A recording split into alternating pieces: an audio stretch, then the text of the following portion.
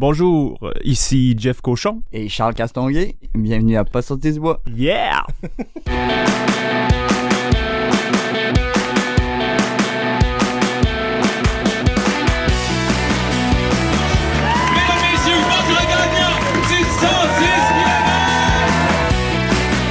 Si tu commences à te sentir bien en courant un ultramarathon, fais-toi-en pas, ça va passer. Grand champion du 125 km! C'est la Minute NAC et aujourd'hui, je vous parle de la poudre protéinée Ultra Recovery, la chose à intégrer à votre routine post-entraînement. C'est pas compliqué, c'est une poudre hyper protéinée qui est conçue pour améliorer la récupération des athlètes d'endurance. Ça vous aide à développer vos muscles, à réduire les douleurs musculaires et à faciliter la réhydratation. Avec 24 g de protéines complètes, 525 mg d'électrolytes et 4 g de BCAA par portion, il y a tout là-dedans pour vous aider à vous reconstruire, à faire le plein d'énergie puis à vous réhydrater après un gros training. Question de rebondir encore plus fort le lendemain. C'est simple, tu mélanges une scoop de poudre avec 400 ml d'eau et bang, le tour est joué, tu bois ça 30 minutes maximum après ton effort. Mais si vous voulez pimper un peu la recette, moi je vous conseille de remplacer une partie de l'eau par du lait de soya ou autre lait végétal, puis de couler un espresso là-dedans, que ce soit avec la saveur chocolat ou vanille de la poudre protéinée Ultra Recovery, ça goûte le ciel puis ça te remet sur pied pour attaquer le reste de la journée. Pour l'essayer, ça se passe sur le nac.com, tu remplis ton panier, puis avant de payer, tu utilises le code promo pas sorti du bois, PASSORTIDUBOIS et bang, 15% de rabais sur ta commande. Bon épisode tout le monde. Ouais, ben, on n'est pas sorti du bois, hein? Bonjour tout le monde, bienvenue à ce 156e épisode de Pas sorti du bois. Aujourd'hui, je suis accompagné de deux gars qui sont chacun venus 2 fois, fait que c'est des voix que vous allez reconnaître, c'est des histoires que on n'aura pas besoin de recommencer à vos débuts, à votre naissance, parce que normalement, les gens ont déjà écouté l'épisode. Jeff Cochon, Charles Castonguay, re-bienvenue à Pas sorti du bois. Bonjour! Yes, merci pour l'invitation. Écoutez, c'est le premier épisode en présentiel dans mon sous-sol depuis vraiment longtemps. Les derniers ont tous été à distance, à Zoom, les cafés du vendredi, là, on est de retour. On s'était parlé, on était supposé faire un autour du feu, ceux qui suivent le podcast depuis longtemps, on a nos épisodes autour du feu que j'ai fait avec Jeff et Ellie Cochon il y a 2 ans. Je l'ai fait avec plusieurs personnes, 5-6 fois. Là, il y a plein de raisons pour qu'on le fera pas. La première chose, on fera pas de autour du feu pendant qu'il y a vraiment une situation avec des feux qui est vraiment pas évidente en ce moment. De un, il y a ce côté-là, puis de deux, ben il fait froid dehors en ce moment, il y a plu toute la journée, fait il y avait rien qui s'y prêtait, fait qu'on va se faire ça en épisode standard dans le sous-sol, mais l'élément qui différenciait les autour du feu, c'est que c'était vraiment encore plus décontracté que Pas sorti du bois l'est déjà, puis on a de la bière, fait que je pense que on va être dans un mode autour du feu, mais dans un sous-sol. Comment ça va les gars? Ça va quand même bien. Ouais? Ça va quand même bien. Les jambes quand même un peu fatiguées, là, mais ça va passer. On en parlait avant qu'on commence à enregistrer. Les deux, vous êtes un peu pétés de vos dernières semaines. Ça va être intéressant de découvrir pourquoi. Des gros entraînements ou des gros voyages. On verra, Charles. Mais vous avez des gros défis qui s'en viennent cette année aussi, les deux. Fait que je pense que ça va être vraiment intéressant de plonger là-dedans. Vous avez pas fait un projet ensemble la semaine passée. Les fois que j'ai reçu des duos qui sont pas des couples ou des frères et sœurs, c'était souvent parce que c'était des gens qui venaient d'accomplir quelque chose ensemble. C'est pas le cas. Vous avez pas accompli un record ou un FKT ou une course épique ensemble, côte à côte. Mais je me suis dit, je connais Jeff, je connais Charles. Je pense qu'on s'était jamais vu les trois ensemble, mais je suis comme certain que le mix va être le fun. Vous avez fait des projets d'FKT ensemble. Charles, t'es allé voler. On te le dit ici, on va être 2 contre toi, là, mais t'es allé voler FKT que Jeff et moi on avait. En fait, c'était mon FKT, Jeff t'avait embarqué. Je pense que le temps représentait pas ce que toi tu peux faire sur ce parcours-là, mais on l'a fait ensemble, ça avait été cool. C'est ça, exact. C'était un truc d'équipe, là. Fait que moi, je m'étais dit, ok, on met les 3 autour de la table, c'est sûr qu'on va avoir du fun. Yes, sir. On va parler de bière aussi. Certain. Parce que ceux qui se rappellent l'épisode avec Charles, l'épisode 72, si vous savez pas à quoi on fait référence quand on parle d'un pod crash, on vous laisse aller le découvrir. Charles, Je tiens quand même à dire que je suis pas comme ça dans la vie, là, je fais pas des podcasts à chaque semaine, mais là ça prêtait bien quand même, c'était une belle occasion. C'était une fin d'année, c'était festif, puis toi et moi on se parle souvent de bière encore aujourd'hui, une fois par 2 semaines on s'envoie une photo de bière dans Messenger. On aime la bière, mais on aime encore plus la course, je pense. Je sais pas lequel on aime le plus, dans ton cas. T'as dit la course, hein? C'est ça Ouais. que t'as dit. Ouais, je pense que c'est la course en premier. Ouais, clairement, non. Quand j'étais plus jeune, tu sais, peut-être universitaire, j'aurais peut-être répondu la bière. Ouais. Là, je vais répondre certainement la course. Oui, là, c'est ça. absolument. C'est une blague, bien sûr. Je pense pas que les deux se comparent d'aucune façon, mais ça avait été drôle. Aujourd'hui, les boys, l'équipe de Noctem nous a gâtés. Qu'est-ce qu'on a? Jeff, présente-nous ta bière. Yes, ben on a toute la même bière, c'est une lager mexicaine, c'est la El Gato Lime. El Gato Lime, donc une Yes. lager mexicaine, 4,5%. Ceux que les gens qui sont dans le coin de Québec, attends, on va faire le petit push. Yes. C'était beau, ça.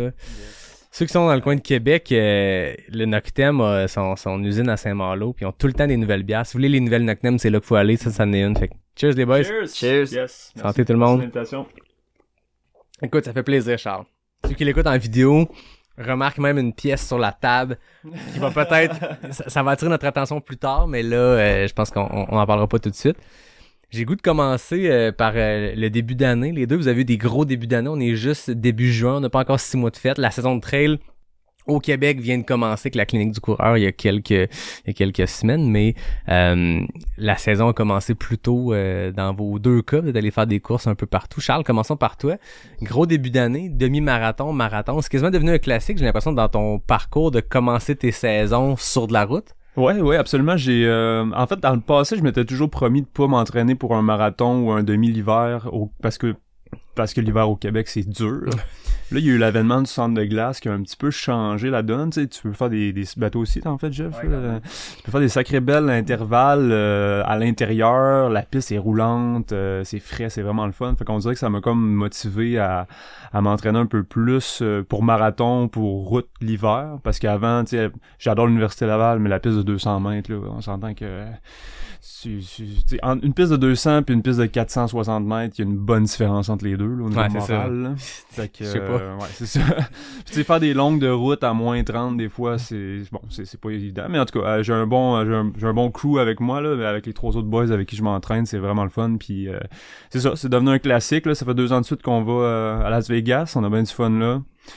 Parcours super roulant, tu sais, pour faire des temps records, ça c'est illégal. Là, On avait parlé justement au pod crash que tu Ouais. t'en allais Exact. quelques mois plus tard faire le Mount Charleston Marathon qui Exact. est assez descendant. Ah oui, c'est le marathon, c'est 1500 mètres de descente. Puis le demi, c'est 550, je pense, de descente. Là. Fait que On tu sais, est- ça roule. Là. Fait Il faut que tu sois capable d'encaisser le choc là, pendant tout ce temps-là, mais si tu t'entraînes pour ça, c'est quand même ben c'est le fun parce que tu regardes ta montre, t'es comme je tiendrai jamais ce pace-là, puis finalement tu le tiens, Tu le puis tiens. tu fais un temps que t'aurais jamais pensé faire. C'est En ça. même temps, moins 1500 mètres sur de l'asphalte, c'est non négligeable. Tu sais, c'est pas, des fois, Ouais, on ça entend parler fait- de certains marathons qui sont un peu faux plat descendants, puis on parle de moins 50 200, mètres, moins moins- 100, moins Ben, le petit train du 150. Nord, c'est 190, moins 190. On parle de là, moins ouais. 1500. Fait qu'il y a un entraînement quand même plus spécifique qu'aller faire un faux plat descendant de moins 100. Là. Non, c'est ça, mais un des entraînements qu'on avait fait pour le marathon, là, 2 ans, justement, c'est on était parti de la ZIC des Martres, dans le coin de Lac-Arthabasca, des Mhm. Grands Jardins, puis on avait descendu jusqu'à Saint-Urbain, c'est comme une trentaine de kilos, puis je pense que c'était ça, 800 mètres de négatif, puis à la fin, ok, tu cloques des 3,15 quand même assez souvent, mais et les quads là, sont explosés, puis le lendemain, t'as de la misère à marcher. Mais moi, j'aime tellement ça, je trouve ça extraordinaire, c'est le fun. Mais tu sais, c'est sûr que tu peux pas dire que c'est ton personal best là comme temps là, mais juste le fait d'être là puis de tu sais on s'entend les 4 gars on va là, on a du fun un peu après aussi, on est à Las Vegas, tu vas jouer un peu tu vas dans les bars et tout. Ah Fait que ouais. c'est des beaux happenings, c'est des belles fins de semaine. Fait que... Tu dis qu'on le calcule pas comme un PB, mais ça reste que votre chrono a pu se qualifier pour Boston. Parce Oui, que absolument. l'année passée, vous aviez fait des solides temps, les 4 gars. Ouais. Cette année, vous êtes allé faire le demi à Charleston pour après ça faire Boston quelques semaines plus tard. Ouais. Comment s'est passé l'enchaînement des deux? Je pense que ça s'est bien passé. Moi, j'avais vu que c'était comme 17 jours avant, j'étais confiant que l'intervalle était correct pour récupérer, puis tu sais, peut-être refaire une longue entre les deux. Je pense que je referais la même chose, honnêtement. Je pense que j'ai pas fait de contre-performance à Boston. Je pense que j'ai fait une bonne performance quand même selon les conditions qu'il y avait là ce jour-là. Je pense pas que j'aurais fait mieux si j'aurais pas fait le demi-marathon, je te dirais, à Las Vegas. J'ai récupéré quand même assez bien de ça. Tu sais, une couple de jours plus tard, on recommençait à courir, puis je me sentais comme j'avais des ailes. J'ai été capable de faire une autre longue avec du tempo dedans, juste avant, peut-être 9 jours avant le marathon, ça allait quand même bien. Fait que, tu sais, rendu à Boston, ben, je visais 2,30 comme objectif A. 2,32, ça aurait été vraiment mon, tu sais, j'aurais été vraiment content. Bon, il ventait beaucoup de face, il pleuvait, c'était pas exécrable comme journée, mais tu sais, c'était pas idéal non plus. On est parti vite. On a rentré le premier demi en 1:14:30, moi puis Guillaume Rioux. Ouais. Ouais, c'est quand même vite. Ça part fort, là. Ben, tu sais, on visait 2,30. Fait que, tu sais, mais là, en sachant que le deuxième demi est plus tough aussi, parce que t'arrives en bas, c'est les Newton Hills. Toi, tu le fais l'année prochaine, je pense, hein, c'est ça. Fait que, faut que tu sors les dents. Tu sais, t'as comme de 25 à 33. D'habitude, c'est déjà là que c'est dur, le marathon, moralement, mentalement. Puis là, c'était comme, avec les 4 côtes qui montaient. Puis, on l'a fait en auto. Puis, en le faisant en auto, 2 jours avant, j'étais comme, ouh, ça va être tough, ça va être c'est ce qui est arrivé. Ouais, une bonne claque d'en face, puis c'est direct ça qui est arrivé. Quand la première côte que j'ai fait, c'est pas aujourd'hui que ça va se passer. Ouais. Fait que là, j'ai juste serré les dents. J'ai fait appel à mon mental de béton, puis j'ai fini quand même à 2h35 là, puis c'était très bien là. Je suis bien content honnêtement, là. C'est mon deuxième meilleur temps sur route là. Fait que puis même ceux qui font souvent des marathons, les gens qui en ont fait plusieurs, qui ont fait Boston à travers, c'est jamais là qu'ils ont fait leur PB. Je pense que cette deuxième moitié de marathon là, c'est casse-gueule pour beaucoup de monde. Puis même si c'est une bonne journée, ça reste que d'avoir des côtes de même en fin de course, ça doit péter pour tout le monde. Ouais, tu sais, puis David Savard-Gagnon, il était là. Lui, c'était sa 6e fois qu'il le faisait. Puis, tu sais, David, il est capable de faire du 2,30, pas facilement, mais tu sais, il est quand même capable de le faire, tu sais, de façon relativement facile. Puis il m'a dit, il m'a donné un côté, il part pas trop vite. Puis lui, il était là aussi. Puis lui, il a fait 2,29 cette journée-là, justement. Il a eu son 2,30. Puis j'aurais peut-être dû l'écouter. Puis, mais tu sais, tu fais tout le temps un petit peu à ta tête. Hein, t'es comme, non. Puis, ben, c'est ça qui arrive. Mais c'est correct, c'est l'expérience qui rentre. Puis, tu sais, c'était mon 10e, 12e marathon, je pense. Mais même après 12, c'est comme ton premier. C'est pas comme ton premier, mais tu sais, t'essayes, puis t'espères. Puis, les entraînements que j'ai rentrés, ça me dit que je suis capable de le faire. Bon, j'ai pas fait de 42 km avant avec des côtes vers la fin, fait que je sais pas si je vais casser, mais en même temps, bon, c'est qui n'essaye rien n'a rien non plus, hein, fait que t'essayes, puis c'est ça, exactement. À un moment donné, tu te plantes, puis c'est pas grave, tu recommences l'année après. Puis ça fait partie de la game. Comme je le dis, puis comme plein d'invités l'ont dit dans ton podcast, le processus est souvent beaucoup plus intéressant que la finalité elle-même. Fait que, j'ai l'impression qu'avec cette gang de gars-là, tu peux en parler un peu, vous êtes quatre amis, il y a une dynamique qui a l'air le fun, peu importe ce qui se passe sur le marathon après ça, avant, après, le processus, l'entraînement ensemble, j'ai l'impression que tout ça ensemble fait un tout qui est vraiment trippant, puis après ça, le jour de la course, il arrivera ce qui arrivera. Là. Exactement, tu sais, on trippe vraiment, tu sais, on s'entraîne en moyenne 2 fois par semaine, presque les 4 ensemble, je te dirais, tu sais, ça dépend des phases, là, un petit peu moins, justement, vu qu'on n'a pas d'objectifs qui s'en viennent, là, mais tu sais, on se tape les intervalles ensemble, on est pas mal tous au même niveau, tu sais, il y en a qui sont, mettons, les 3 autres sont un petit peu plus vite que moi, leur end speed est vraiment supérieur à la mienne. Moi, je suis capable d'aller tirer mon épingle un peu avec mon endurance sur des longues, fait que tu sais, on se challenge un peu comme ça. Fait qu'on a toutes nos forces, nos faiblesses, mais on se tire toutes vers le haut, puis tu sais, il y a bien des intervalles que je ferais jamais tout seul, que je montrais. Tu sais, mettons, j'en fais souvent avec Guillaume Rioux, puis une chance qui est là des fois parce que je me dis on est bien trop vite, puis finalement on la rentre, puis c'était bien correct finalement, tu sais, mon effort perçu était bien correct, puis je l'aurais fait bien plus lentement que ça, fait qu'on se tire un peu vers le haut, puis c'est jamais trop non plus, c'est tout le temps juste assez, fait que non, c'est vraiment cool d'avoir un groupe soudé comme ça, puis on se fait des fins de semaine de week-end choc, version route aussi des fois là, qui font je sais pas tout le monde, vous avez vu passer ça là, la fin de semaine qui faisait du moins 45, ouais, là. on a vu ça.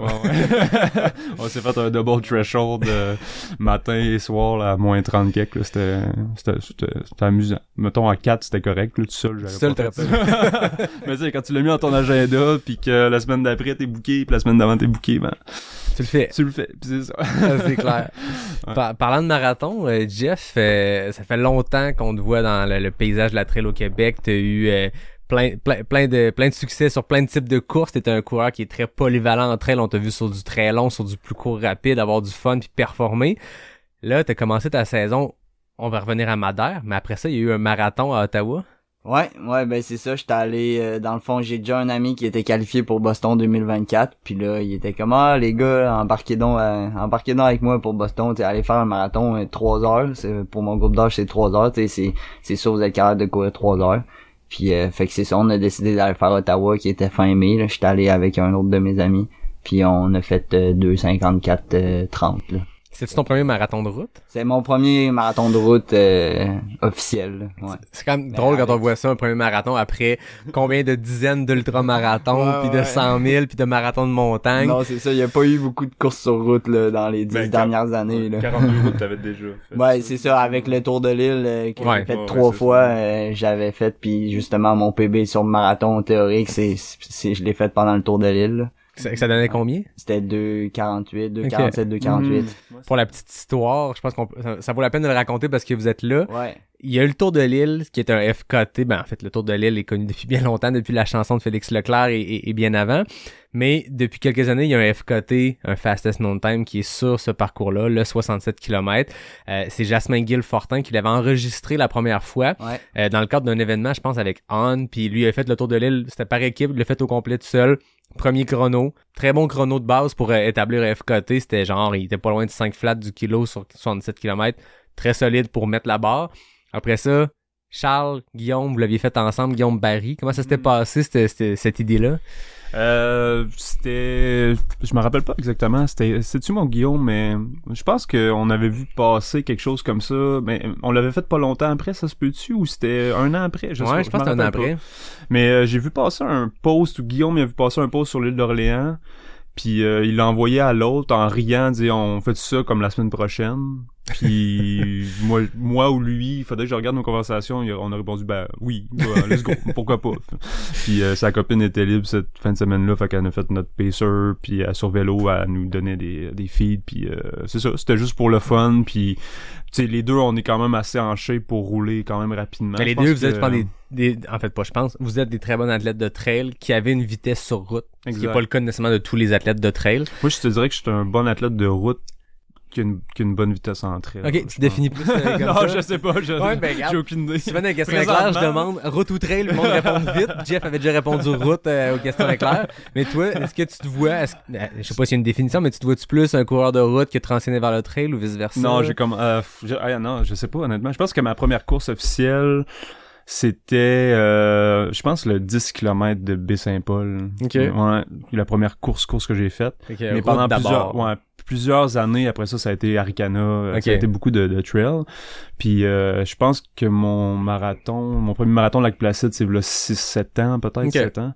Fait que tu sais, il y a plus de trail un peu, mais je pense que c'est 50-50 honnêtement. C'est une belle polyvalence, c'est amusant. C'est comme présentement, je fais plus de route, fait que je te dirais route. Ouais. Puis en septembre, ça va être trail. C'est ça. Fait que bref, Guillaume Barry et toi, vous le faites ensemble, parce que les FKT, on peut les enregistrer aussi en équipe.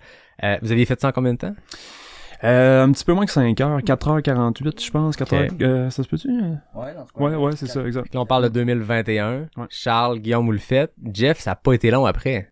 Non? On l'a fait ensemble. Hein. Mais toi, tu l'as fait solo. Là-dessus après, de 10-12 minutes. C'est parce que, dans le fond, moi, je l'ai fait 3 ans, là. Je l'ai fait en 2020 avec un de mes amis. Puis justement, en 2021, on est retourné, je pense, après vous. Puis je pense j'avais retranché même pas 10 minutes, de quoi du genre. Puis ensuite, en 2022, là, on est retourné. Je pense que c'était Charles qui avait comme contacté tout le monde. Il a dit, on se le craint plus. Puis il y avait une bonne gang quand même, là. À 4 du kilo, là. Puis dans le fond, il avait embarqué Guillaume Barry, il y avait JP Thibodeau. JP Thibodeau. Puis on avait pas mal de pacers pis de crew, là. Fait que c'était vraiment, vraiment nice. Là, vous êtes partis, tout le monde ensemble, en collant ça sur 4 flats. Mais est-ce que c'était dit d'avance que à un certain point, chacun y va à sa vitesse? C'était quoi le plan de match s'il y en avait un? Ouais, c'était ça le plan de match. En fait, on s'était dit, on veut tenir le 4 flats sur le Tour de l'île. Puis dans le fond, on s'est dit, on tient le 4 flats, puis ceux qui lâchent, on les lâche. Ok. Fait que c'est un peu ça qui est arrivé au final, là. Fait que finalement, toi, t'as enregistré un... Ouais, finalement, c'est moi qui ai tenu jusqu'à la fin, là. Dans le fond, Julien, il était blessé, fait qu'il a arrêté. JP Thibodeau, après le marathon, il en avait assez. Après ça, Charles t'as droppé une moment aussi, ouais. Ok. À 57 environ. Un petit mur physiologique. Puis t'as arrêté. J'ai marché. Ok. Puis j'ai reparti après 3-4 minutes de marche. Ok. Avec ma copine qui était à côté de moi. Puis j'étais recapable d'aller chercher le même pace. Mais on dirait que j'ai atteint un mur à un moment donné, là. J'avais eu la COVID, tu sais, j'ai pas d'excuses pendant tout, là. Jeff était vraiment plus fort que moi cette journée-là, c'est sûr. Mais je sais pas, peut-être avec la COVID. En fait, je pense que la COVID m'a peut-être reposé, mais m'a peut-être fait perdre un petit peu de je sais pas, d'endurance sur le long, là. Mais, en tout cas, c'est ça. Je me suis pas super bien alimenté aussi. Mais c'est ça reste 67 kilos de route, là. Puis, parlez-en, parce que vous l'avez fait chacun plusieurs fois. Bon, pour finir l'histoire, Jeff, finissons l'FKT. C'était moi puis Guillaume qui restait. Puis là, comme vraiment pas loin de l'arrivée, là, à 2-3 km de l'arrivée, qui dans le fond c'est la lumière, là, la seule lumière quand tu rentres sur l'île. Dans le fond, Guillaume, il commençait à être vraiment pété, puis là, il a comme eu un coup de mou, puis il a ralenti, puis là, moi j'étais comme bon, ben je l'attends dessus, mais là on avait dit on garde les 4 flats, fait que j'ai juste continué à 4 flats, puis c'est ça. Fait que finalement c'est moi qui ai le tour de l'île, là, mais tu sais, Guillaume, il est genre 2 minutes derrière, puis Charles il a 5 minutes, là, quoi. Fait que c'est un record qui tient depuis ce temps-là. Ouais, c'est un record qui tient depuis ce temps-là. Qui a toujours pas été non, touché. Tenté. Il y en a qui l'ont ouais. essayé. Il y a Sam Power là, qui en parle pas mal. Mais il y a encore rien. Anthony Larouche, je pense qu'il l'a essayé. Ouais. Puis qu'il était sur un bon pace. Je pense qu'à un moment donné, c'est le Tour de l'île. Parlez-en, c'est là que je voulais aller tantôt. Le Tour de l'île, c'est quoi la difficulté? Je veux dire, c'est de la route, c'est 67 km, mais beaucoup de monde l'ont tenté, le Tour de l'île. Beaucoup de monde ont arrêté, ont pas réussi à performer. Qu'est-ce qui est difficile dans cet effort-là? Ben, faut que tu aies une bonne journée de météo parce que quand ils vendent vraiment. Ouais. Puis, dans le fond, nous, dans le sens que le FKT est, on va vers l'ouest en finissant.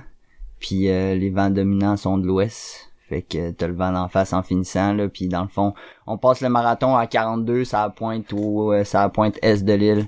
Fait qu'après ça, il te reste comme un 25 kilos, là, s'ils vendent de l'ouest, comme la plupart du temps, ben, tu l'as vraiment d'en face. Ouais, c'est ça, il est dans un sens, quasiment. C'est ça qui est top, je pense. Je pense que la journée qu'on l'a fait, il était de l'est, par exemple. Ouais, fait qu'on l'avait tout le sud. C'est ça qui est tough, c'est que la partie sud est plus plate un peu, mais tu l'as comme un peu dans la face quand t'arrives sur la pointe, mais que t'as raison, les vents dominants sont plus de l'ouest, mais je pense qu'on l'avait fait début mai, fait que je pense que le vent vient un peu plus de l'est, là. Mais il était pas fort.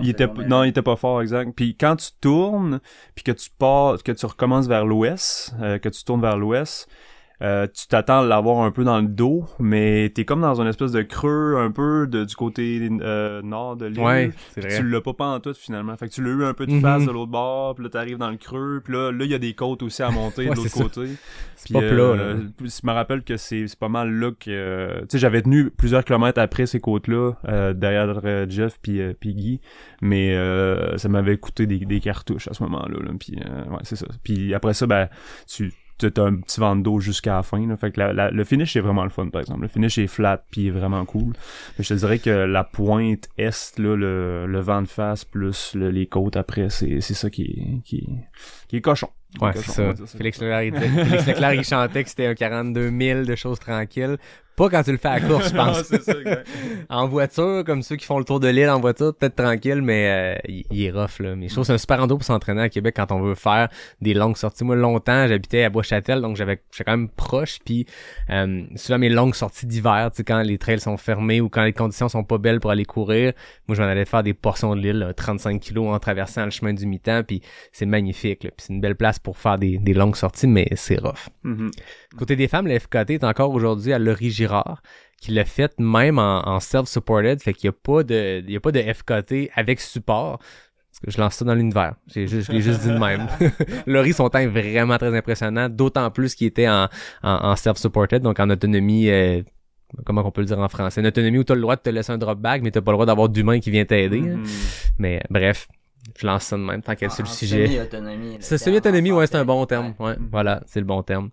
Fait que ouais, Jeff, marathon, là t'es qualifié pour Boston, fait que là l'an prochain t'as déjà une course à ton calendrier 2024. Ouais, en avril, ouais, ça va être Boston.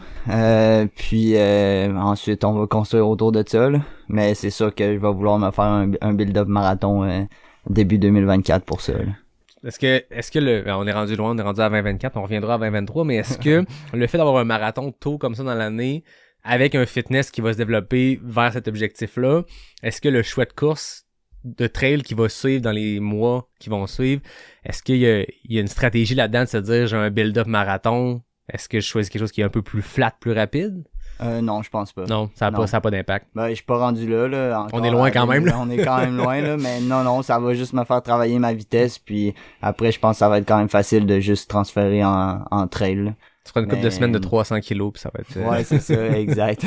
Parce qu'il faut le dire, Jeff, ben d'abord, joyeux anniversaire en retard, mais pour ta semaine de 30 ans, qu'est-ce que t'as fait? J'ai fait 300 kilos pour ma semaine que j'ai eu 30 ans, là. Ouais, donc... Je me rappelle à mes 30 ans, j'avais fait 30 kilos de course le matin, 30 de ski de fond l'après-midi.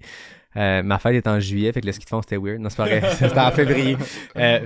Mais là, ça c'est next level quand même. Là, 300 kilos. Comment ça s'est passé? Tu sais, dans le fond, j'avais déjà fait plusieurs semaines à comme 2,50, 2,80, 2,70, là, mais comme 3 fois. Là. Ouais. Puis là, je m'étais dit, pour mes 30 ans, ça serait l'occasion là, juste d'aller franchir cette barre-là. Là.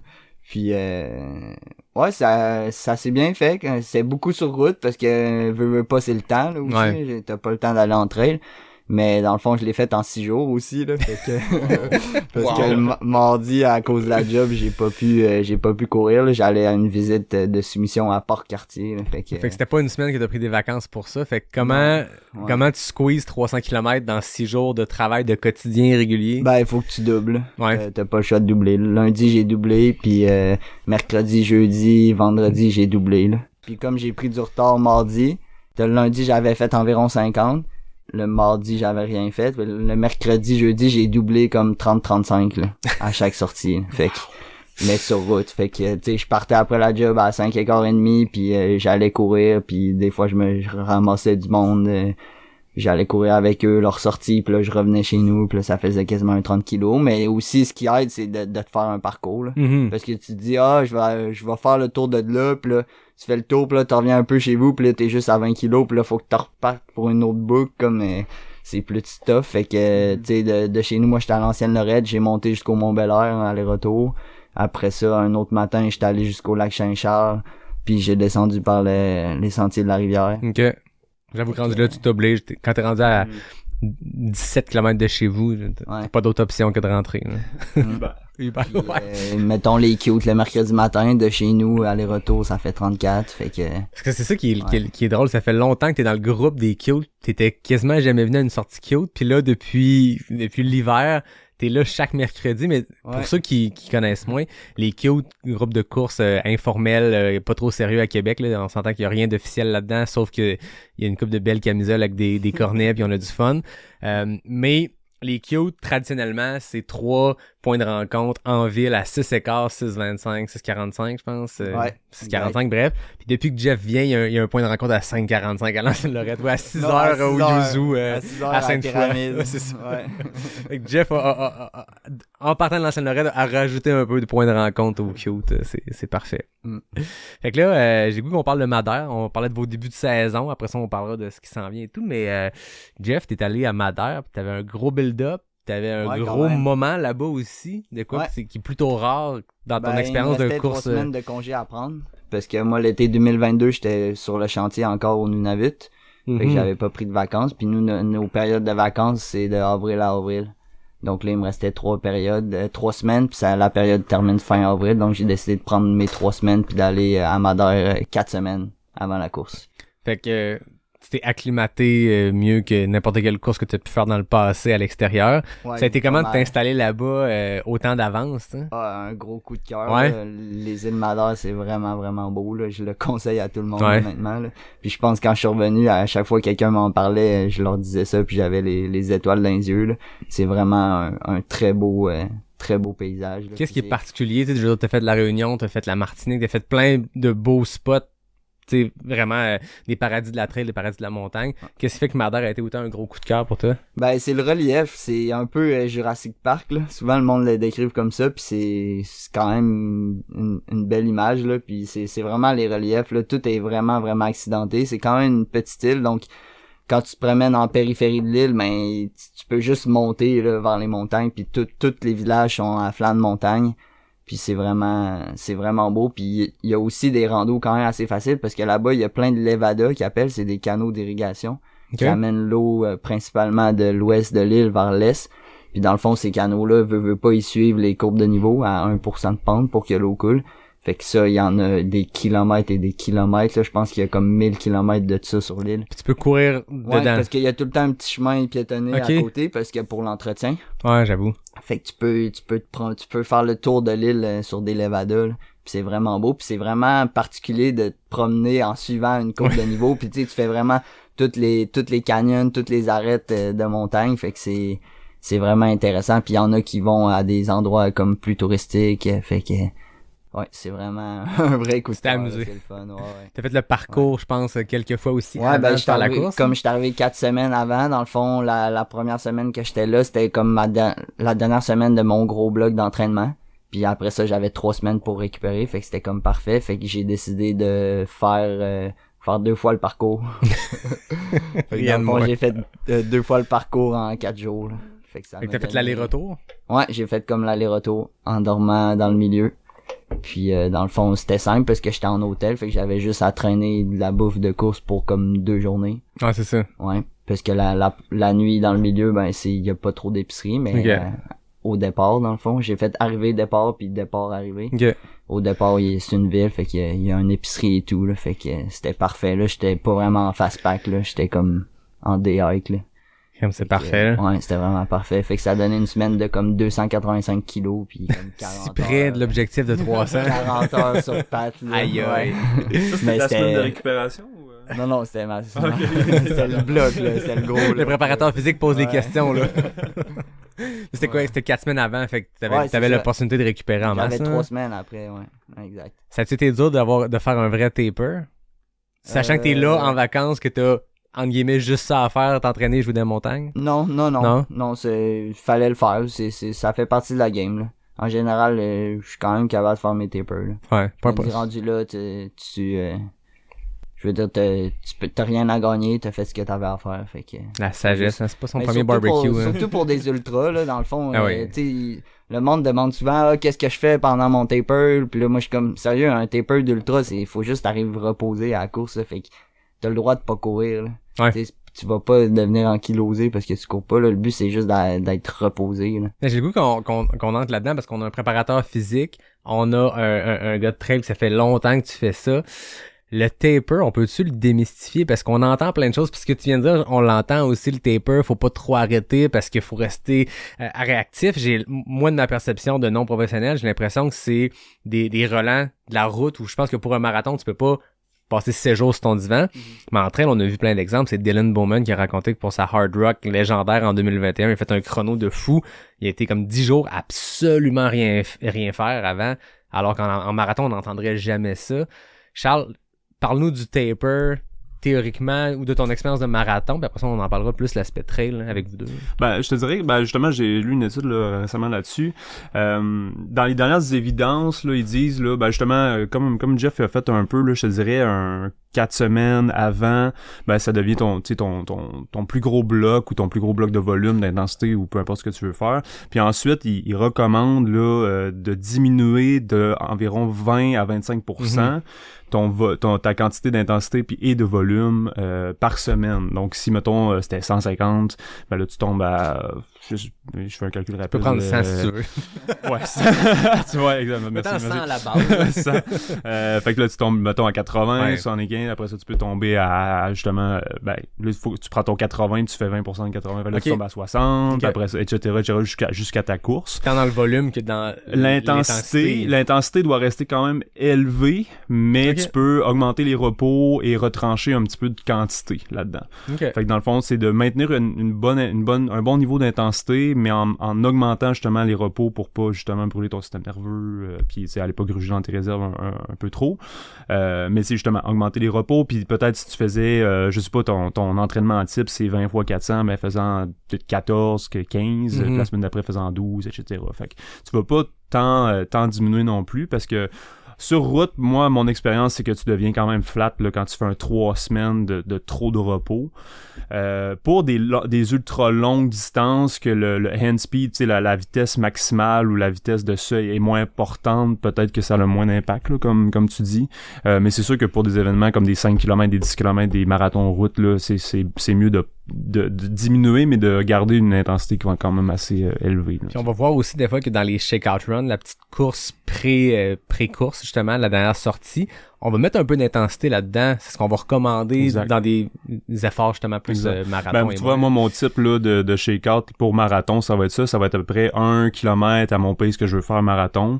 Après ça, je prends un repos, je sais pas, de 5 minutes. Puis après ça, je vais faire des strides, des accélérations, des 30 secondes, des 20 secondes, 4-5 fois. Pour activer, un petit peu plus rapide pour réactiver ton système nerveux un peu. Sans bien sûr s'impacter pour le lendemain. Exactement. Puis tu prends des longs repos. Fait que si tu fais un 30 secondes, tu peux prendre 3-4 minutes de repos même. C'est juste pour activer justement ton système nerveux, ta réactivité et tout, pour pas trop t'endormir. Mais chacun a sa recette. Hein.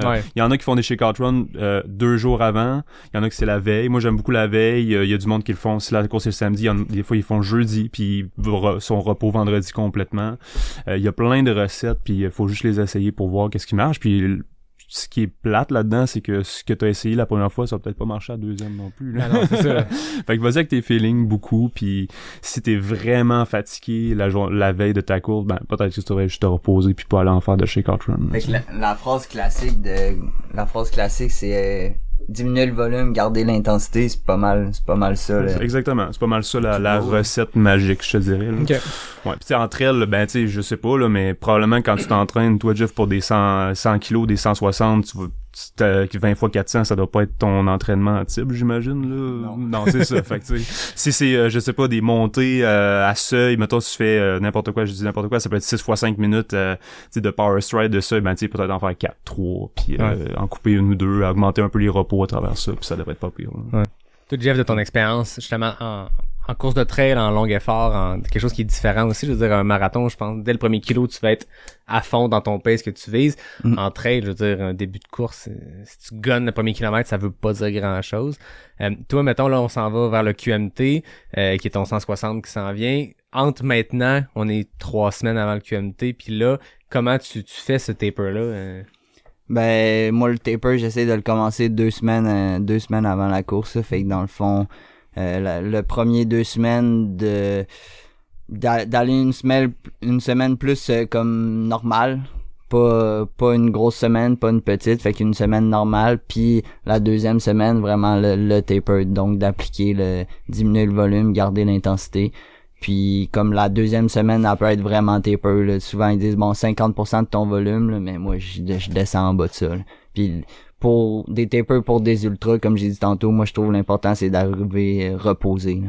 Puis le sommeil aussi, des fois on va entendre dans des lignes de départ des gens un peu anxieux, stressés parce que la veille ils ont pas beaucoup dormi, le stress de la course, des fois les heures de départ sont un peu particulières, donc je veux dire on a connu les 3 à Ricana quand le départ est à 2h du matin, ta nuit d'avant est pas récupératrice, je pense que c'est plus un repos sur la semaine avant. Tu sais, si les 6 jours avant ta veille de course, tu réussis à faire des nuits qui, dans la vie, tu dors 7 heures, tu réussis à faire des 8, même si la veille de ta course, c'est une nuit blanche, tu vas arriver quand même beaucoup plus reposé que si tu as un sommeil un peu particulier. Mais la veille, tu fais une belle nuit, ça n'a pas nécessairement d'impact, là. Ouais, c'est vrai. C'est pas la nuit avant la course qui compte, c'est l'autre d'avant. Non, c'est ça. C'est vrai. Il y a beaucoup d'études qui disent que la nuit compte pas du tout, la nuit avant, mais parce que mettons ils vont faire j'en ai vu il y a quelques années qui mesuraient des performances TT de vélo, mettons un FTP, tu sais, un 20 minutes là sur vélo maximal chez 2 groupes, un qui permettait pas de dormir la nuit d'avant, fait qu'il réveillait tout le temps, il allait les déranger beaucoup, puis l'autre qui avait une nuit de sommeil, puis même que le groupe qui avait pas dormi avait des performances, je pense 1 ou 2%, c'est pas significatif là, meilleur, c'est pas significatif mais quand même, mais c'est quand même un 20 minutes, c'est pas comme un 24 heures, fait que ce serait intéressant de voir de pas dormir une nuit puis après ça de faire 24 heures d'effort, là peut-être que ça aurait peut-être un petit impact, mais pas, en tout cas c'est ce que je pense là, mais peut-être pas non plus. Ouais, ben c'est comme Jeff l'a dit, la nuit d'avant la veille de la course, fait que 2 nuits avant ton événement, c'est là que c'est peut-être le temps. T'as moins de stress dans le piton, t'as pas le stress du cadran, t'as pas l'anxiété de la course du lendemain, fait que on peut mieux dormir. Ouais, exact. On peut se donner un petit break aussi, puis s'assurer que la semaine avant ça se fait. Fait que Jeff, on a parlé de la préparation, mais le Mute lui-même, cette course-là, on a parlé en masse au café du vendredi, j'ai reçu plein de monde, on a jasé de cette course-là avec Nico Dan notamment. Ouais. Comment tout ça s'est passé, ce 115 kilos-là avec 7500 mètres de D+? Ça a relativement bien été, là. J'ai encore eu des problèmes de digestion là, en début de course. ce qui m'a fait vraiment péter les jambes plus tôt que prévu, disons-le comme ça. Puis ça a fini par passer, puis j'ai réussi quand même à bien progresser jusqu'au finish. Fait que je suis content d'avoir persévéré puis d'avoir terminé. Mais c'est sûr que je suis capable de faire un meilleur temps, là. Fait que, tu sais, immédiatement après l'arrivée, j'étais comme un peu, tout le monde me félicitait, good job Jeff, non, mais moi j'étais comme, non, là, comme genre, j'ai rien mangé pendant 30 kilos, pendant comme quasiment 4-5 heures, là, comme, oui, c'est un bon temps, mais tu sais, je peux enlever 2 heures à ça, puis ça sera encore meilleur, puis tu sais, je sais que je suis capable, mais comme c'est pas arrivé, puis en ultra, il y a beaucoup d'impondérables, puis faut que tu vives avec. Puis mais je suis vraiment content d'avoir terminé puis d'avoir traversé l'île là. Fait que ouais, c'est un super beau parcours puis je vais sûrement y retourner. Ouais. T'as un compte à régler là-bas. Ouais, exact. Peux-tu mettre le doigt sur ce qui s'est passé côté nutrition? Est-ce que t'as compris, t'as-tu tiré des leçons de ça ou des fois c'est juste une mauvaise journée pour Ouais, ben je pense que les départs de nuit ou de soir, c'est quand même particulier. On n'est pas habitué beaucoup à ça, malgré que ça fait plusieurs heures que je fais. Mais dans le fond, quand ça a commencé, j'ai commencé à moins bien digérer à partir de 4 heures. On partait à minuit, fait que 4 heures de course, il est 4 heures du matin. Ouais. Là, quand j'ai vu que ça passait pas, je me suis dit, bon, ben j'arrête de manger, comme j'accepte ma condition, puis je fais juste comme progresser, puis tu sais, je sais que je vais être capable de quand même progresser pendant un bon bout sans manger. Puis là, une moment donné, ben là, j'arrive à Cural Las Freras, qui est au kilomètre 63, puis là, on a en vue la plus grosse montée de la course vers le sommet de l'île, qui est comme un 1500 mètres. Puis là, j'ai essayé de manger à ce ravito-là, mais tu sais, sans trop me forcer. Puis là, dans le fond, dans la montée, j'étais complètement flat, là, vraiment aucune énergie. J'avais un peu de fatigue aussi. Puis là, Elliot, il m'a rattrapé dans cette montée-là, fait que là, on a continué à 2 jusqu'au sommet de l'île. Puis là, dans le fond, j'avais déjà pris comme 3 gravols. C'était pas des gravols, là, mais tu sais, c'était... Ouais. J'étais allé à la pharmacie là-bas. Puis dans le fond, quand on est arrivé au ravito au sommet de l'île, il y a Jean Fortier qui s'est pointé parce que lui, il arrivait du 60, puis à ce moment-là, nos courses, ils deviennent la même fin. Avec, tu l'as croisé sur le parcours? Ouais, sur le parcours, lui, il faisait le 60, puis il embarque dans notre parcours. Nous, on est comme 65, 70, là, dans ce coin-là. Pis là on se met à parler à Jean, puis là il était comme ouais, puis là vous votre course ça va bien. J'étais comme ouais, mais là c'est quoi, on est à comme 74 puis on a 6000 mètres de D+, là. Vraiment un ratio de fou. Puis là j'étais comme moi puis Elliot, on est pété là, on n'est pas capable de manger. Puis là Jean était comme j'ai des pilules de gingembre, je vais checker il m'en reste comment, puis il en restait 2. Fait que Jean en a pris une, puis moi puis Elliot on s'en est séparé une à 2. Puis après ça, j'ai réussi à repartir. Puis je pense que cette pilule-là, ça a quand même aidé parce que là, je me suis remis à manger. Puis là, j'ai fait un bout avec Jean. Une moment donné, je l'ai laissé. Puis là, je suis parti à mon rythme. Jean a été le sauveur. Ouais, quand même. Mais tu sais, dans la montée avec Elliot, j'ai réussi un peu à remanger. Lui aussi un peu. C'est revenu moins vite, lui un peu. Mais il est quand même reparti de ce ravito-là. Puis moi j'étais vraiment content quand j'ai su qu'il était reparti là, puis il a réussi à terminer, fait que c'est vraiment cool. Ben, c'est toujours beau à voir aussi quand oui, je veux dire, on aurait préféré pour vous autres que ça se passe super bien, que ce soit la course que vous voulez, le temps que vous voulez, mais de voir peu importe qui on suit dans le sport, avoir des moments difficiles, mais serrer les dents, revenir de ça, finir la course, peu importe dans quelle position, peu importe dans quel temps. Ce que vous avez vécu, n'importe qui dans le sport peut faire, ok, je veux dire, si ces gars-là peuvent faire ça, moi aussi je peux faire ça. Mon objectif est de faire Arikana en X heures, ça va pas comme je veux. Pas de raison d'arrêter. Regarde, si t'es pas blessé, on continue, on serre les dents, puis ça finit toujours par revenir, là. Exact. Puis tu sais, c'est sûr qu'il y a eu des pensées noires. Un moment donné, j'étais comme, j'arrive au ravito, j'abandonne, tu sais. Il y en a qui disent, je suis venu ici faire le parcours. J'étais comme, je suis venu ici faire le parcours, mais je l'ai déjà fait. Ouais, c'est ça. Fait que c'est comme, mais tu sais, je suis arrivé au ravito, puis là, ma famille était là, c'était ma crew, puis dans le fond, il est arrivé 3 semaines aussi avant avec moi. Moi, j'étais arrivé 4 semaines, eux 3. Fait que ils m'ont convaincu de repartir, puis tu sais, je suis reparti, puis j'ai bien terminé. Avec la famille, le crew, on avait parlé un peu avec Ellie quand vous étiez venus sur le podcast ensemble, mais votre famille vous suit vraiment beaucoup dans vos courses. On a vu ta famille en Transmartinique avec toi aussi pour faire la course. vous êtes vraiment un beau noyau serré. Tout ça te fait quoi quand t'arrives dans un ravito puis c'est ta gang qui est là, ça doit craquer, là. Ouais, ça l'aide vraiment, ça l'aide vraiment, là. C'est comme, ils peuvent un peu me comprendre, là, parce que moi, quand j'arrive au ravito, je suis vraiment comme focus dans ma bulle, pis tu sais, souvent, j'ai comme mon neutral face, pis là, j'ai l'air de... Tu sais, si ça va mal, j'ai l'air ça va bien, si ça va bien, j'ai l'air ça va mal, là, tu sais, mais eux, ils sont capables un peu de comprendre ce que je ressens. Fait que ça l'aide vraiment, là. Puis ouais, tu sais, comme en Martinique, j'ai une tante qui est venue, là, l'année passée, j'ai mon oncle, ma tante qui est venue aussi. Puis dans le fond, là, moi, mes parents sont à la retraite, fait que là, ils étaient comme, ben là, on va venir à Madère avec toi, là. C'est pas vrai qu'on n'ira pas à Madère, là.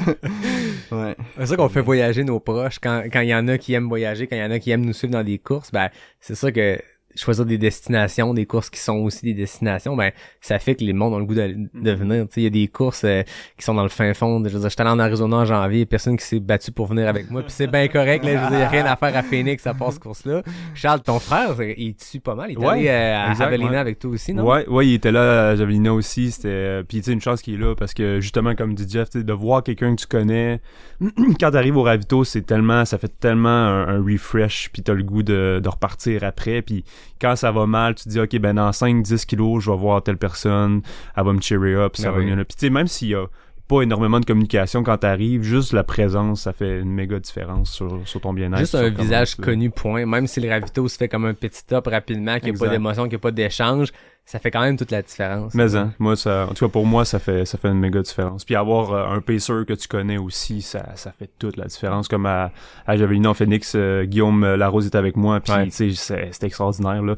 Il a même senti à un moment donné qu'être en avant de moi, ça me nuisait, fait qu'il s'est mis en arrière de moi. Il a fait 40 kilos en arrière de moi, juste à chanter sa respiration, puis déjà ça me motivait à avancer, comme si quelqu'un me poussait dans le cul un peu. Fait que c'était parfait là. C'est ça que j'avais besoin. J'avais pas besoin de quelqu'un qui me tirait en avant, j'avais besoin de quelqu'un qui pousse en arrière. Il l'a senti, puis s'est mis en arrière, puis il a fait 4 heures en arrière de moi, 5 heures en arrière de moi, puis c'était parfait. Là. D'où l'attrait d'avoir quelqu'un qui nous connaît. Ouais, exactement. Ouais. Les gars, avant qu'on passe, parce qu'on s'est rendu jusque dans le présent, on a regardé ce qui s'est passé dans les derniers mois. Avant qu'on passe l'autre bord, êtes-vous dû pour un petit refill? Je pense que vous êtes Let's go. Ouais, parfait. On va prendre une pause. De toute façon, il y a nos amis de Noctem qui ont un message pour vous. Puis après ça, on se voit de l'autre bord avec une autre bière. Parfait, ça. Vous connaissez Noctem parce que c'est le partenaire de bière du podcast depuis l'automne dernier, mais connaissez-vous l'étendue de leur gamme de bières de micro? Pour vrai, c'est dur à battre parce que leur équipe est constamment en train d'innover, d'essayer des nouvelles affaires puis de mettre ça en canette. Si vous passez par Québec, vous pouvez visiter leur resto-pub dans le quartier Saint-Roch, mais vous pouvez aussi arrêter à leur usine directement dans le quartier Saint-Malo. Ils ont une salle de dégustation puis ils ont vraiment du choix. Écoutez, au moment d'enregistrer ce message-là, il y a plus de 20 produits différents qui sont disponibles à la brasserie Saint-Malo, dont la toujours excellente Catnip, leur IPA signature, ou la Elia, leur nouvelle saison, poivre du Sichuan et citron. Pour vrai, ça goûte l'été, ça a un petit punch épicé, c'est dur à battre. Noctem, ça fait 10 ans qu'ils sont là, puis le niveau de qualité de leurs produits a toujours été au plus haut niveau. Ça fait partie de leur ADN d'offrir les meilleurs produits possibles avec les meilleurs ingrédients. Quand vous ferez l'épicerie ou quand vous passerez par votre magasin de bière de micro, cherchez les canettes avec les chats dessus, c'est la signature de Noctem. Puis quand vous passez par Québec, faites le détour, vous le regretterez pas. Allez visiter le noctem.ca pour toutes les infos. Le chat est très beau en tout cas. Ouais, le chat est très beau. Ouais, il est bien plissé. Charles, présente-nous qu'est-ce qu'on boit. On boit l'empreinte. C'est une New England IPA de Noctem qui semble délicieuse. Donc cette New England IPA qui met de l'avant les houblons Simcoe, Ecuano, je sais pas c'est quoi celui-là, j'ai jamais entendu parler, et Citra. La structure du malt offre un support parfait aux composantes de cet amalgame de houblon et permet l'expression franche de toutes les saveurs. Okay, on va faire un silence les boys, silence. 3, 2, 1. Wow. Bon. Les micros ont piqué pour une excellente raison.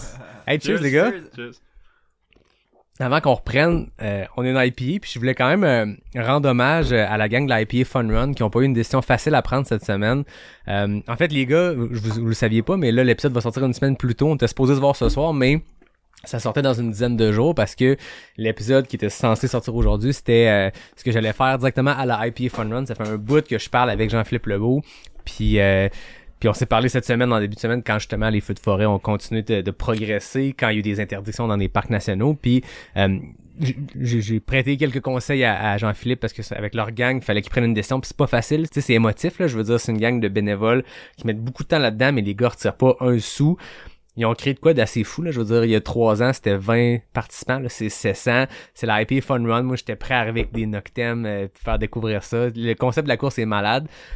Mais dans la vie, moi, je fais ça de la gestion de crise. Puis tout, je leur ai dit, si vous avez besoin d'un regard extérieur pour vous aider, parce que je sentais que les 4 gars, je veux dire, sont passionnés. Puis finalement, j'ai rien eu à faire. Les gars ont pris la décision. Puis c'était la sage décision d'arrêter puis de l'annuler pour cette année. Mais je vais quand même lever un verre à cette gang-là de la IPA Fun Run parce que c'est plate, monter un événement, travailler là-dessus pendant des mois. Puis là, cette année, ils buildaient up. Là, il y avait un nouveau site web.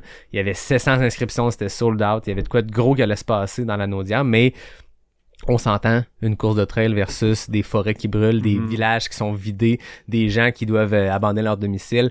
Notre sport peut attendre, mais on va se mettre dans la voie de droite, puis on va laisser le monde qui ont vraiment de quoi faire d'important passer dans la voie de gauche puis aller arrêter ces feux de forêt-là. Mais quand même, pour la communauté, c'est toujours plate quand on voit une course s'annuler. Fait que cheers de la gang de l'IPA Fun Run. Absolument, je pense que c'est la bonne décision, comme tu dis. Ils vont s'en reprendre l'année prochaine avec ce n'est que 1500 participants. Ce n'est que partie remise. 3000 IPA, j'imagine. Exactement. Là, déjà, les autres, t'en amènes 2. C'est encore ça le concept, faut que t'amènes 2 IPA. T'amènes 2 IPA, puis alcool ou sans alcool, peu importe, t'es amènes, puis quand il y a pas de gagnant, il y a pas de classement. Par contre, plus tu finis vite tes parcours, plus vite tu peux piger dans la piscine à bière. Fait que c'est quand même un concept de course malade. Peux-tu sauter dans la piscine à bière? Je pense que ça peut faire mal. Si t'arrives vraiment à la fin, c'est peut-être ça la récompense de finir serré en arrière sur les cut-offs, c'est que il y a de la place pour sauter dans la piscine, il y a moins de bière un peu. Ça te fait un beau bain de glace à la fin. Et voilà, exact. Fait que voilà. Je disais qu'on allait regarder dans le futur, mais je pense, Jeff, c'est le temps qu'on parle à Charles de ce qu'il a accompli. Pour la petite histoire, l'année passée, dans le groupe des Cute à Québec, je dis hey, moi telle date, je fais une longue sortie, je veux faire un long projet, c'est un peu cave. C'est là que ça leur tente de me pacer, de venir faire le crew de nuit. C'est ça, j'avais oublié de dire que je me suis dit tant qu'à faire ce projet-là, faisons-le de nuit, ça va être plus drôle. Moi, c'était juste un test de retour à l'entraînement post-saison morte parce que j'avais fait la CCC en septembre. J'avais une course en janvier, fait que mon break était en septembre-octobre. Je veux tester un peu le fitness. Je trouve un parcours de 100 km. C'est un FKT que Olivier Hubert-Benoît avait créé. Je vais faire ça. Jeff, il dit qu'il embarque. Finalement, j'ai déjà raconté, mais bref, on fait le FKT. On fait 94 km de gros fun en pleine nuit. Jeff a pacé du début à la fin, fait qu'on a eu le FKT ensemble. Puis là, moi, je veux dire, chaque fois que j'ai fait un FKT, c'est juste parce que j'ai le goût que d'autres mondes le fassent. Comme de dire, OK, je m'en vais le chercher pour essayer à qui je passe la POC. Puis Charles, ben, on en a déjà parlé longtemps, on en a parlé dans le pod Crash, on en a parlé en dehors. Ta fascination pour le 100 km route dure depuis longtemps. Puis je pense même que pendant qu'on le faisait, Jeff et moi, on se disait, hey, Charles, faut qu'il vienne essayer ça. Il va ben trop triper. Sinon, on est là à courir, puis on a mal, surtout moi.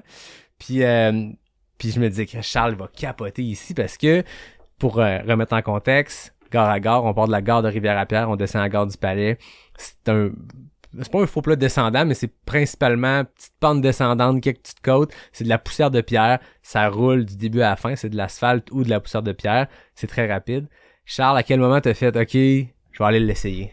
Ben dans le fond, ça faisait beaucoup de sens pour moi d'essayer ça après mon build-up marathon. C'était parfait en fait. Là, c'était dans le fond 1 mois après Boston, avec mon build-up justement du demi de Vegas, de Boston. La vitesse était là.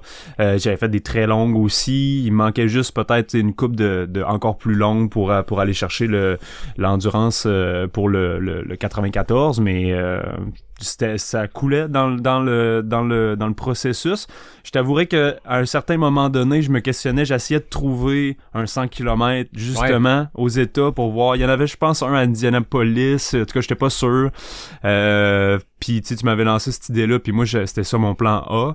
J'ai essayé de voir, bon, je peux-tu plugger, profiter de mon processus marathon pour me plugger un 100 après, mais je me rends compte que j'ai bien fait de pas faire comme un 100 sanctionné sur route là, puis parce qu'avec la fatigue un peu du marathon et tout, j'ai remis ça plus tard, mais ça fitait bien, puis c'était parfait pour tester mes feelings justement sur un 100-ish. Puis tu sais, j'en ai déjà fait sur route des 100, mais bon, j'avais cassé je voulais voir si j'étais capable de tenir un certain pace avec les ravitaux rapides et tout, puis c'était super. Comment ça s'est passé? C'était extraordinaire, dans le fond. Mon frère qui m'accompagne dans toutes mes foleries en tant que crew, il est venu me chercher, je pense, à 3h30 du matin. On est parti vers Rivière-à-Pierre. J'ai commencé tout seul. Lui, j'y avais donné les points que tu m'avais fournis. C'est ça qui est cool dans l'FKT, c'est que la personne qui l'a fait veut que tu le battes. C'est parfait. C'est même pas de le battre. Ouais, oui, c'est ça. J'ai tellement rien fait pour ça. Dans le fond, j'ai juste pris ton fichier. Puis je l'ai appliqué de A à Z, puis c'était parfait. Là. Dans d'autres sports, j'aurais envoyé, puis j'aurais falsifié les données pour qu'ils se mêlent, qu'ils me prennent pas le record, mais non, c'est pas ça du tout l'esprit du FKT.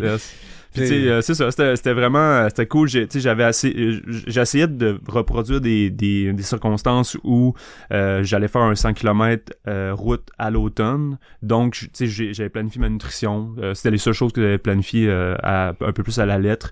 Fait que, tu sais, mon plan, c'était d'avoir un 70-80 grammes de glucides au moins, tu sais, des variés à chaque heure, puis tu sais, d'être vraiment sharp là-dessus pour voir si mon système pouvait le tolérer et tout. C'est quand même, je veux dire, c'est quand même ambitieux. Oui, absolument. Comme gramme de glucides par heure, considérant la vitesse. Oui, je pense exactement. que dans un trail ultra technique, ultra montagneux, tu marches un peu plus. Tu es capable de manger plus, puis rentrer 80 grammes de glucides. Pas de misère à le croire en trail, mais à un pace très rapide sur du plat, ça devait être rough. C'est dur, mais en même temps, quand tu le prends en liquide, tu sais, mettons, j'ai été capable de, durant tout le 7 heures, j'étais capable de prendre un 500 ml à l'heure, puis tu sais, une coupe de gorgée dans les ravitaux rapidement, autres. Puis tu sais, je mettais beaucoup de glucides dans mes gourdes. Fait que moi, je suis un gros fan de Morten. Tu sais, du Morten 320, du Morten 160 320, ça t'en amène une bonne quantité en one shot.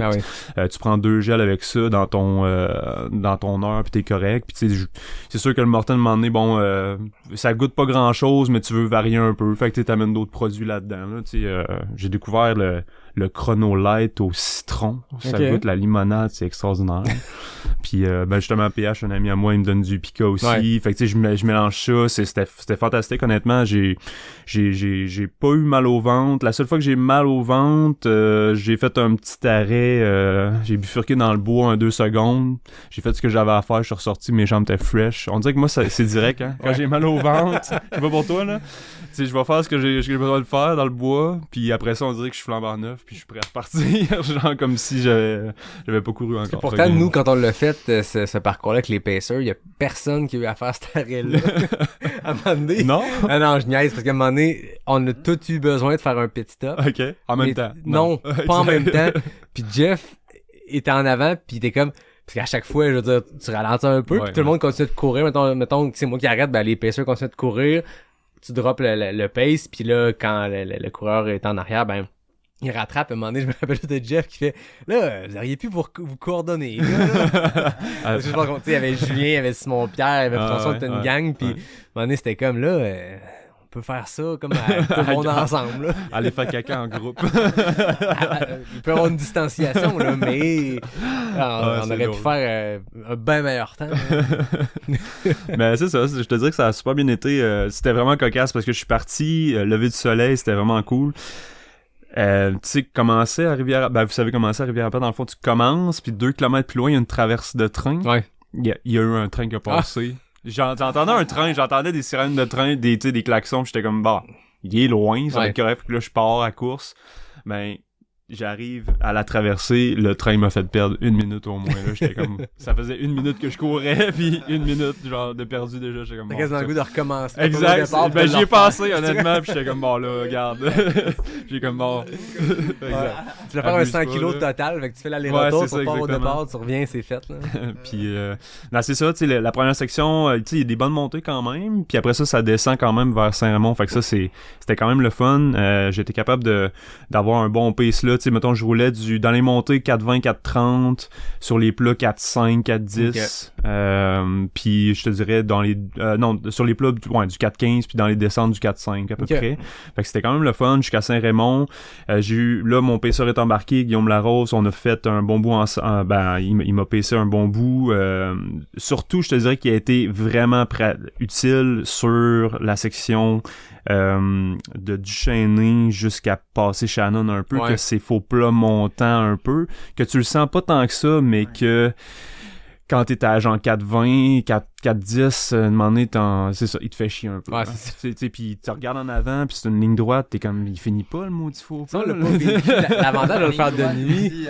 Voilà, ça finit pas, là. L'avantage de le faire de nuit, c'est qu'on n'a pas tant vu ces choses-là. Parce qu'on était de nuit dans un corridor. Ouais, c'est ça, exactement. T'as la lampe frontale. Fait que, tu sais, je me disais de jour en le faisant, ça de jour, ça doit être longtemps. Ouais, dans le noir, tu vois rien, là. Puis, tu sais, mettons, j'ai fait mon premier, le premier 42, 3h05. Puis, justement, cette section-là, ce deuxième 42-là, avec Shannon, qui finit avant la descente vers Québec, j'ai fait 3h15 parce que mentalement, j'avais de la misère à gearer up. Ouais. Puis même si Guillaume était là, puis à un moment donné, j'ai arrêté de marcher une fois 30 secondes parce que mentalement, j'étais comme, je suis juste plus capable de ce bit de faux plat-là. J'étais à bout.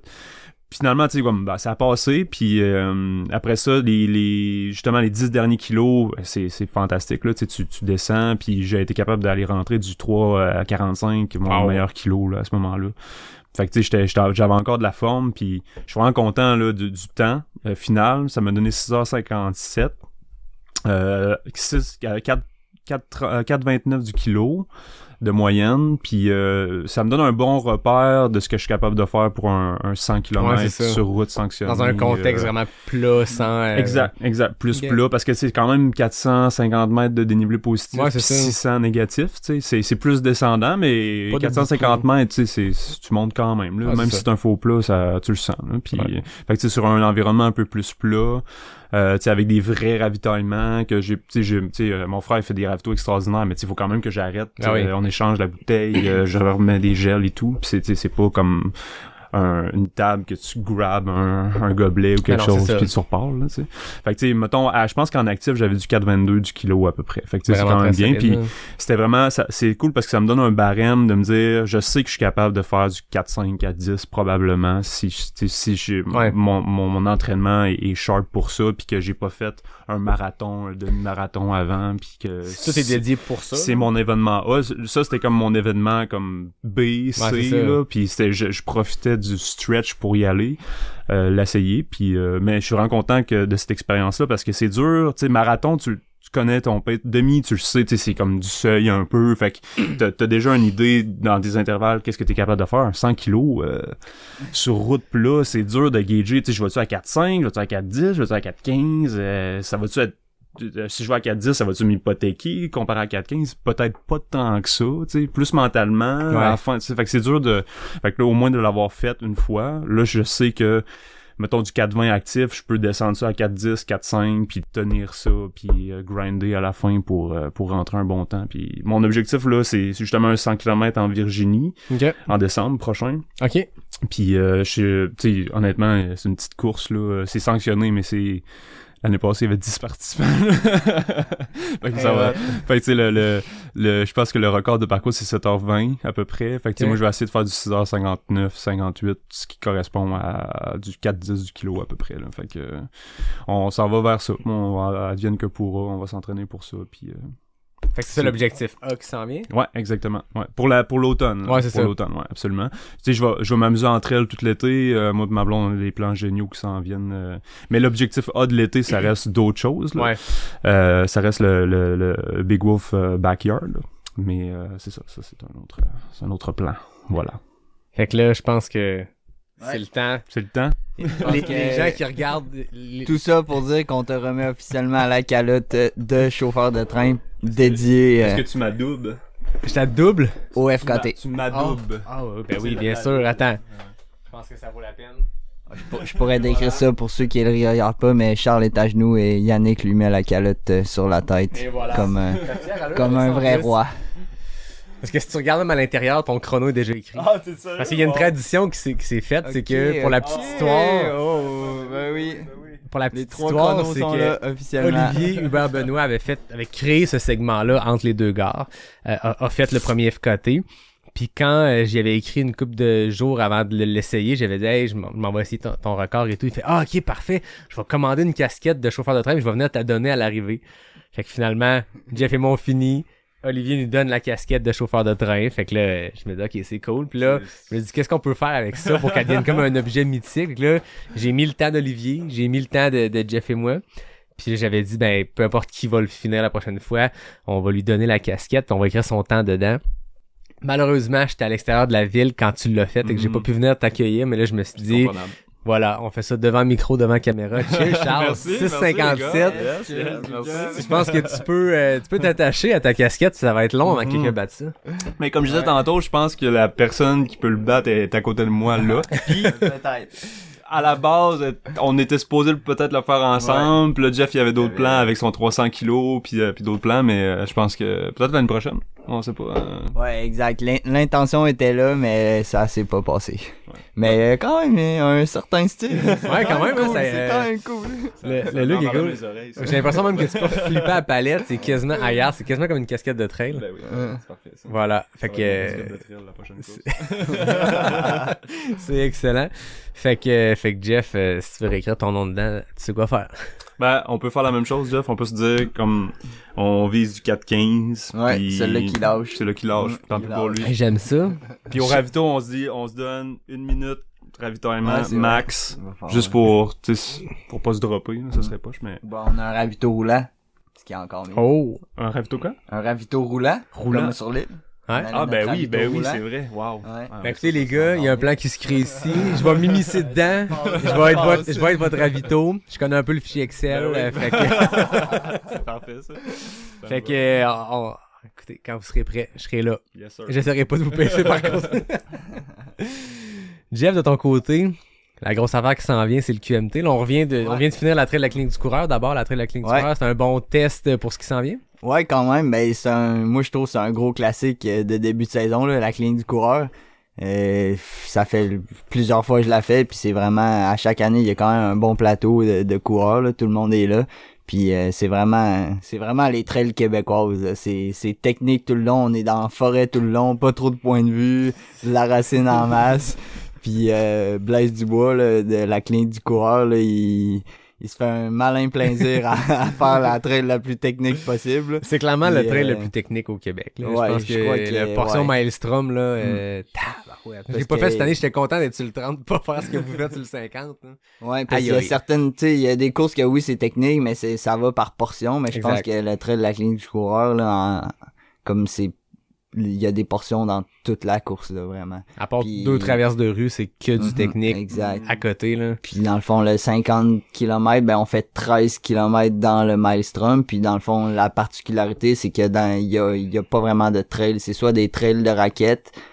Donc vraiment c'est un peu sur le sol vierge de la forêt, puis ou ben c'est des sentiers qui sont créés tout simplement juste pour la course, donc ils sont pas aménagés, fait que c'est très très technique là. Moi le 13 km ça m'a pris 1h40 là, fait que c'est très long là. Ah non, il est rough là, c'est ouais. Mais en même temps c'est ce qui fait la beauté de cette course là. Ouais. Puis comme tu l'as dit, je pense que c'est la course, je veux pas m'avancer, mais je pense que c'est la course de trail la plus compétitive au Québec. Sur le 50, sur le 30, tout le monde est là. Je pense que c'est un point de rendez-vous de début de saison. C'est la clinique du coureur avec une notoriété qui est là. Les gens veulent aller la faire. Les plateaux ont aucun sens. Hein. Ça a bien été? Ouais, ça a bien été. Ouais, l'année passée, t'avais fini sur le pied du podium, ouais, 4e. La médaille en chocolat. Ouais, là, cette année, tu t'es dit pas de chocolat cette année? Ouais, fait que, ouais, je suis quand même content de ma position, malgré que j'ai fait 20 minutes de plus que l'année passée. Le parcours était un petit peu plus long, puis ça a été un petit peu plus dur dans le Maelstrom. Mais ouais, je suis quand même bien content. Puis dans le fond, moi, à chaque année, la clinique du coureur, c'est un week-end choc, là. Fait que je vais toujours doubler le dimanche ou même des fois la nuit du samedi à dimanche. Donc, c'est ce que j'ai fait le dimanche. J'ai peur de la réponse. Alors, week-end choc 101. Alors, le dimanche, j'étais allé faire 6 montées du Mont-Saint-Anne, mais en montant à chaque fois par le chemin d'accès. Donc, j'ai couru toutes les montées. Ça c'est un 60 km, là. C'est 54. Ça fait des laps de 9 km. Fait que 9 fois 6. Pour ceux qui connaissent moins le Mont-Saint-Anne, le chemin d'accès, c'est probablement l'une des rares pistes du Mont-Saint-Anne que tu peux loupé comme ça plusieurs fois en courant tout le temps parce que c'est une montée douce versus la crête. Il y a peut-être du monde qui a couru au début à la fin la crête, mais tu peux pas faire 6 fois en courant. Là. Ça monte en 6 km, là, le chemin du roi, pour 600 mètres. Puis dans le fond, en général, j'aime bien m'amuser de monter comme plus direct puis d'aller dans différentes pistes ou différents sentiers. Mais là, dans le fond, je voulais un peu de spécifique pour mon prochain objectif qui est le Mont Washington Road Race qui s'en vient le 17 juin. Puis dans le fond, ça, on monte le Mont Washington au New Hampshire par la route. Donc c'est 12 km puis 1400 mètres de D+. Puis là, ça finit en haut. Ça fait longtemps que tu veux la faire, celle-là. Ouais, ça fait longtemps. C'est quand même, je connais pas les stats, mais ça fait comme 5 ans que je m'inscris puis c'est un tirage. Puis là, j'ai été pigé juste cette année, là. Donc, j'ai bien hâte. Puis c'est quand même une course, tu sais, le Mont Washington, c'est quand même iconique un peu. C'est le plus haut sommet de l'Est des États-Unis. Ouais, il est à 1900 mètres, ouais. Puis, je veux dire, c'est magnifique. Ouais. Puis on voit des voitures avec un bumper sticker marqué que this car climbed Mount Washington. Pis t'es comme exact. OK. Je pense parce qu'un truc qui est épique pour les non coureurs, les non marcheurs, les non hikers, c'est qu'il y a une espèce de il y a une rail, comment ils appellent ça, c'est pas un train mais ils appellent ça le Cog Railway. Fait que tu peux monter au sommet par ça, pis c'est une espèce de vieille affaire sur rail, c'est épique et ça monte par une crémaillère dans le fond. Exact. C'est une roue dentelée qui monte puis t'as une chaîne en plein milieu des rails puis ça monte de même. Fait que ça c'est une façon de monter au sommet qui est épique, mais il y a aussi la road qui est un chemin de 12 km, puis le temps d'un week-end, ça se transforme en course, puis ça se gagne vraiment vite, sérieux, pour de quoi de 12 km avec autant de dénivelé. Ça frôle toujours l'heure, il y a du monde qui en fait en 58-59 minutes. Là. Ouais, le record de parcours, c'est ça, le 57-58, là, je me rappelle pas exactement, c'est à 5 minutes du kilo, là. Tout le long de même. Impressionnant. Je sais pas si vous avez vu aujourd'hui, je sais pas quand l'épisode va être diffusé, mais au vertical, 7 km, 40 minutes le canyon aujourd'hui là. Wow. C'est extrêmement rapide. C'est très impressionnant. Parce qu'en ce moment c'est les championnats du monde puis juste pour mettons 1 km vertical, 40 minutes, c'est quand même un très bon temps. Le kilomètre vertical était long en distance, en kilomètres. Oui. Donc c'est super impressionnant. Tu sais, tu fais mettons 40 minutes à la Foulie. Puis c'est vrai, ça, non, à Fully, ça? Le KV de Fully, c'est là qu'il y a le record du monde. C'est ça, pas la Fully, ça c'est à l'UTM, mais un kilomètre vertical de Fully. Ouais. Si tu fais 40 minutes, tu gagnes pas, mais je veux dire, c'est extrêmement bon comme temps. Ouais. Mais là, 40 minutes sur un 7 km, tu sais, Fully, c'est 1.9, je pense. Ouais, 1.9 Fully. Pour un 1000 mètres de D+, là, c'était 7 kilos, c'est extrêmement à pic, mais je veux dire, aïe. Nos Québécois font très bien, c'est cool de suivre ça. Hein. Il y a des Québécois dans chaque distance. Là. Demain, c'est le 85 kilos. On a David Jecker, Geneviève Asselin de Mers. Il y a qui aussi? JP Thibodeau qui est là. Ouais. Ça va être le fun à suivre. Fait que là, Mont Washington, 2 semaines avant le QMT. Ouais. Fait que c'est un bon build-up, un gros mois de juin. 100 miles. Deuxième tentative. L'année passée, t'as terminé deuxième derrière Sangui Sherpa. T'as fait ça en combien de temps l'an passé? 20 heures bas, là, 20h05, 10, 15, dans ce coin-là. Sangui était quelques dizaines de minutes plus rapide. 20-25 dans ce coin-là. Ouais. Okay. Environ. Fait que j'aimerais ça aller en dessous des 20 heures. Ouais, puis je crois que c'est faisable. Dans ta préparation versus l'année passée, est-ce qu'il y a une différence? Y a-tu quoi de plus spécifique? Y a-tu quoi que tu fais différent à part aller monter le Mont Washington par la route? Non, pas vraiment. Il y a une meilleure constance, je pense, parce que là, cet été, je fais pas mes rotations au Nunavut, là. L'été passé, on faisait du 14-7. Donc là, il y a une meilleure constance. Puis je pense que la forme est là. Ouais. Est-ce que quand tu repenses à la course l'année passée, t'identifies là où t'aurais pu aller gratter les quelques minutes qui te manquaient pour être sous les 20 heures? Ouais, définitivement. Là, la montée ennemie du Mont-Saint-Anne, là, c'était... Je pense que c'était le moment dans la course que j'étais le plus cassé. Là. OK. Fait que je pense que là, il y a quand même à aller chercher du temps. Puis en début de course jusqu'au Mont-Saint-Anne, ça a quand même bien été.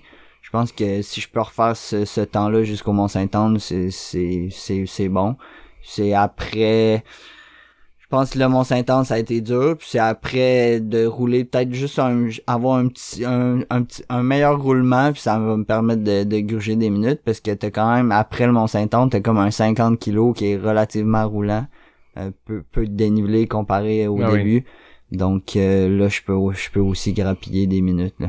Ouais, c'est ça, c'est un parcours où tu vas chercher quasiment tout ton dénivelé sur le premier 110, puis après ça, ben tu zigonnes, tu tournes en rond dans ces pistes-là, puis c'est vraiment probablement très difficile mentalement, mais j'ai parlé à plein de gens qui ont fait le QMT 100 000 depuis 2 ans, puis autant c'est une portion, comme tu viens de le dire, roulante, où tu tournes un peu plus en rond, tu reviens au même ravito, mais je pense que c'est ça qui fait que c'est difficile, c'est que mentalement, t'es démoli, t'es en fin de 100 000, là. On a tout fait des 100 000, on le sait qu'au 120e kilo, au 130e, c'est tough mentalement parce que tu sais ce qui reste, là. Ça reste un 100 mètres. Puis là, t'es dans quelque chose où tu peux avancer, que tu veux avancer, mais des fois, à 130 kilos, tes jambes veulent plus trop avancer. Puis là, c'est des kilomètres, entre guillemets, gratuits, versus dans le Mistachibo, versus à Sentier des Caps, que t'as peut-être des jambes, mais ça, c'est technique, là. Exact. Puis mais tu sais le monde dit aussi que tu sais ça zigonne pas mal, mais il y a quand même des super beaux sentiers après le Mont-Saint-Anne parce que dans le fond on descend côté nord du Mont-Saint-Anne, puis là on va jouer dans une piste de vélo de montagne, on arrive au Fondeur,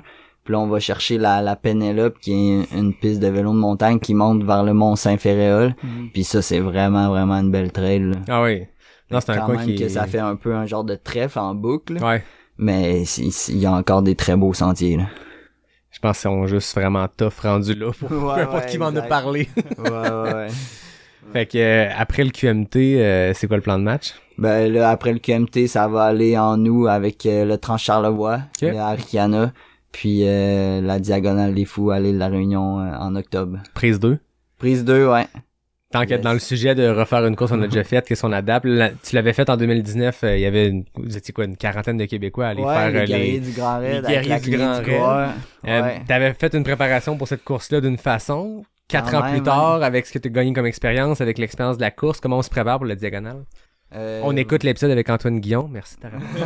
Ouais, aussi, ça peut vraiment aider, oui. Une parenthèse, ceux qui ont écouté l'épisode avec Antoine Guillon, quand vous êtes arrivé à La Réunion, qu'il y avait une délégation de Québécois, tu te faisais beaucoup comparer à Antoine Guillon. Je l'ai entendu, on l'a lu dans des articles parce que t'as cette constance-là que mauvaise journée, bonne journée, ça va relativement toujours bien parce que t'as une constance, t'as une force mentale, je pense, qui fait ta renommée. Mais les gens comparaient, fait que ceux qui ont écouté l'épisode il y a 2 semaines avec Antoine Guillon, sachez que on comparait Jeff au métronome. Yes, ben je le prends, c'est vraiment un bon compliment, je pense. Clairement. Ouais, donc ben c'est sûr que l'objectif 1, ça va être de me battre moi-même, mais c'est un gros objectif quand même, considérant ça avait bien été. Ouais, que ça va être quand même assez bien été en 2019. Mais tu sais, je sais encore une fois où que je pourrais améliorer mon temps, puis c'est vraiment dans ma fat là, c'est là que j'avais pris un énorme coup de mou. Donc ben c'est sûr le parcours est un petit peu différent, mais je pense que l'objectif ça va être de battre mon temps là, ouais, clairement. Puis ça va être de faire un gros build-up là avec des week-end shocks, parce qu'en 2019 j'avais fait quand même aussi un gros build-up là en juillet puis en août là. T'avais pas enchaîné, je pense, 3 courses en 3 semaines. Ouais, puis c'est ça. J'avais vraiment fait j'avais fait le KMT 110. La semaine d'après j'avais fait l'Ultra Trail du lac Kenogami, 50K. Puis la semaine d'après, j'avais fait l'Ultra Trail Academy 55, 57 dans ce coin-là. Puis ensuite, en début août, j'avais fait mes 22 montées du Mont-Saint-Anne en 24 heures. Puis ensuite, 2 semaines après, c'était le Trans-Vallée. Puis 2 semaines après le Trans-Vallée, c'était l'Arikana 65. Puis après, là, j'avais comme 6 semaines pour la diagonale. Fait que quand même un solide build-up, là. C'était un gros build-up, ouais. Bref, ceux qui écoutent, c'est pas d'hier que Jeff, ça fait des beaux étés. non, c'est ça. Tu sais, souvent, quand je parle un peu tout le monde, puis que je dis ce que je fais, tu sais, le monde me trouve un peu fou, mais tu sais, moi, je suis comme, ouais, mais ça fait combien de temps tu cours? Moi, ça fait 10 ans que je fais des ultras. C'est ça. J'ai pas commencé du jour au lendemain, là, puis je te conseille pas de commencer du jour au lendemain, là. Tu sais, moi, j'ai progressé vers là, puis là, moi, c'est ce que j'apprécie le plus, là. Je peux pas vraiment dire non à des propositions, là. Si je dis non, c'est parce que ça me tente pas, parce que je sais que je suis capable de le faire. Fait que si je dis non, c'est parce que c'est une mauvaise raison, là, tu sais. Puis c'est que t'apprécies le processus aussi, je suppose. Ouais. Parce que oui, il y a les courses, il y a les dossards, mais à la quantité de week-end shock puis de défis intenses que tu te lances sur du multijour, des longues heures, des 24 heures, peu importe sur le Mont-Saint-Anne, faut que tu apprécies le processus aussi. Hein. Exactement. Moi, c'est passer des longues journées dehors que j'apprécie le plus. Là. Puis je le dis souvent, ça, comme moi, dans mes trainings, je m'en vais pas faire 40 kilos avec tant de dénivelé, tu sais, je m'en vais faire le Sentier des Caps, je m'en vais courir au Massif du Sud, tu sais, j'ai pas... sais, je compte pas mon kilométrage, je dis, on va aller faire cette trail-là, elle est super belle, puis cette trail-là est 50 kilos, ben, that's it. Ah, c'est ça. Faut la faire. Intéressant. Est-ce que dans ton build-up qui s'en vient, est-ce que des choses que tu veux révéler, mais est-ce qu'il y a des projets un peu champ gauche, parce qu'il y a des courses, oui, mais tu sais, à travers ça, t'en parlais de 2019, t'as eu je veux dire, ton Mont-Saint-Anne, à travers le temps, t'as aussi fait des FKT, Sentier des Caps, plein d'autres affaires. T'as-tu des projets comme ça à travers? Ben là, justement, entre le KMT puis le Trans-Charlevoix, j'ai vraiment rien de prévu, mais c'est sûr, j'aimerais ça essayer un FKT. Okay. Puis là, ce qui me trotte dans la tête, ça serait pas le Trans-Charlevoix, mais la traversée de Charlevoix, ouais. Qui est comme un 105 environ, là. Que c'est Guillaume Barry qui a le FKT. Fait que, ouais, j'aimerais peut-être ça essayer ça. Mais tu sais, j'ai rien d'officiel encore, là. Fait que, à suivre. Puis c'est sûr qu'il va y avoir des gros week-ends. Donc, c'est ça, là, cet été, à la date, je suis à Québec. Fait que, on verra où que ça va m'amener. J'ai comme l'impression que ce calendrier-là va se remplir. ouais, c'est sûr que oui. Toi, Charles, de ton côté, ça s'en vient vraiment vite. L'échappée, l'île aux coudes. Yes. Non seulement tu le cours, mais t'es impliqué. Parle-moi de comment c'est arrivé dans ta vie, ce parcours-là, mais surtout, je veux dire, on en a parlé à l'épisode 71 ensemble. Tu viens de l'île, t'es passionné de l'île, t'es en amour avec ton île, t'es un excellent ambassadeur pour cette île-là. Mais cette course-là, le format que c'est, comment c'est arrivé sur ton radar? Ben en fait, moi, j'ai toujours eu dans la tête de faire découvrir les sentiers d'Île aux Coudres aux gens. Puis, tu sais, l'année passée, justement, je me demandais, bon, comment je pourrais faire ça. Justement, je suis devenu ambassadeur Lululemon, puis je me demandais c'était quoi mes projets par rapport à ça. Puis là, je leur disais, j'aimerais ça faire une course de trail à l'île, tu sais, peut-être mélanger du yoga avec ça serait le fun. Puis eux, ils me backaient là-dedans. Okay. Let's go, on te pousse. Fait que là, j'étais comme en train de monter un petit projet par moi-même. J'ai essayé quelque chose. Puis Marlene communique avec moi quelques semaines plus tard, puis elle me dit tu sais, on vient de racheter le grand demi-marathon de l'Île aux Coudes sur route, puis on aimerait ça faire une course de trail, fait qu'on aimerait ça que tu nous aides à dessiner les parcours. J'ai fait wow, tu sais, quand les étoiles s'alignent, l'opportunité c'est parfaite. Tu sais, quand tu peux Puis- travailler avec une organisation qui Exact. est professionnelle, Wow. qui est le fun à travailler, je veux dire, à Ricana, non seulement ils ont une rigueur, ils ont un professionnalisme, mais c'est une équipe, je veux dire, Joanie, Marlene, tout le monde, je veux dire, c'est des gens tellement merveilleux. Hein. Exactement. Puis tu sais, il m'offre en plus de faire un yoga le vendredi soir sur la pointe de l'île au coucher du soleil. C'est avec Guy Saint-Onge qui joue du piano en background. Tu sais, C'est malade. ça va être juste extraordinaire. Là. Ça va être extraordinaire. Mais je pense que ça va déjà passer à la diffusion. on va ok. être tout prêt. On va être tout prêt, bon, extraordinaire. Fait que c'est ça, dans le fond, le samedi, il y a le 23 classique du Grand Tour de l'île. là, Parcours qui qui a est, lieu depuis une dizaine d'années. Exactement. Souvent gagné par David Savard-Gagnon, juste en avant de moi. Ouais, c'est ça, on avait parlé aussi à l'étude ensemble. Combien de fois t'as terminé deuxième? J'ai fini 3, 4e souvent, parce qu'il y a toujours un autre gros nom. Mettons Benjamin Raymond, la dernière édition qui avait gagné, qui est un athlète exceptionnel aussi, là. Mais bref, fait que je vais faire, j'ai pas participé à grand chose là-dedans parce que déjà tout était pas mal organisé. Je vais faire le samedi sur la route. Je vais essayer de survivre parce que bon, les dernières semaines ont été fatigantes et j'essaie de récupérer du 93 de mon enterrement de vie de garçon. Oui, mais aussi. félicitations Merci, d'ailleurs. merci. Pas tant pour l'enterrement, plus que pour le mariage.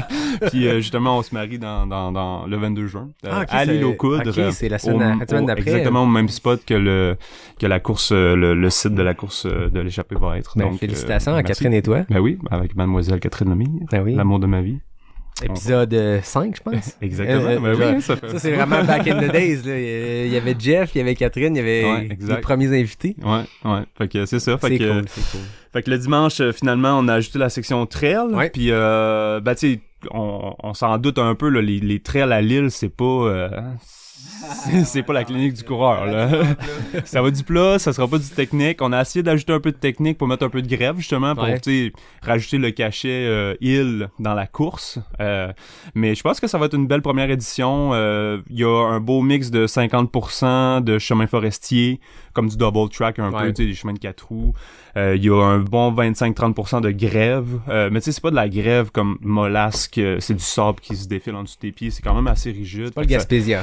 Ben, je veux pas nous comparer, là, mais en tout cas, J'ose dire que ça va être, Marlène riait parce que je disais ça, on est allé le courir ensemble là, quelques semaines, j'ose dire que ça va être le plus roulant trail et le plus beau au Québec. Les deux combinés ensemble. J'aime ça. J'enlève rien à Gaspésia, je suis sûr que c'est très beau, Oui. mais ça va être plus roulant que Gaspésia. Oui, c'est clairement.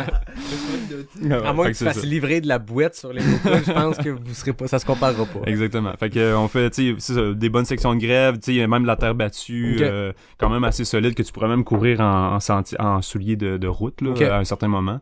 Puis on finit sur la grève un peu. Fait que c'est la pointe de l'île jusqu'à l'autre pointe de l'île en zigonnant un peu à travers les sentiers, ça va être vraiment le fun, je pense. Ouais. On va s'ajuster avec les commentaires qu'on a. Bon, tu sais, s'il y a trop de grève, s'il y a pas assez de sentiers, etc. Mais on verra pour les années futures. Mais je pense que ça va être comme une espèce de course justement très rapide où les gens viennent faire un temps puis viennent honnêtement, tu sais, ça va être dur à battre en termes de vue là parce que C'est clair, je veux dire, les locaux, t'as la plus belle vue de Charlevoix. Exactement. T'as la vue sur le massif à la fin. Au début, t'as la vue sur les éboulements. On fait beaucoup de grève du côté sud. T'as la vue sur la rive sud, même le massif un peu. Ça va être vraiment un beau trail là. Puis il y a beaucoup de monde qui font le combo.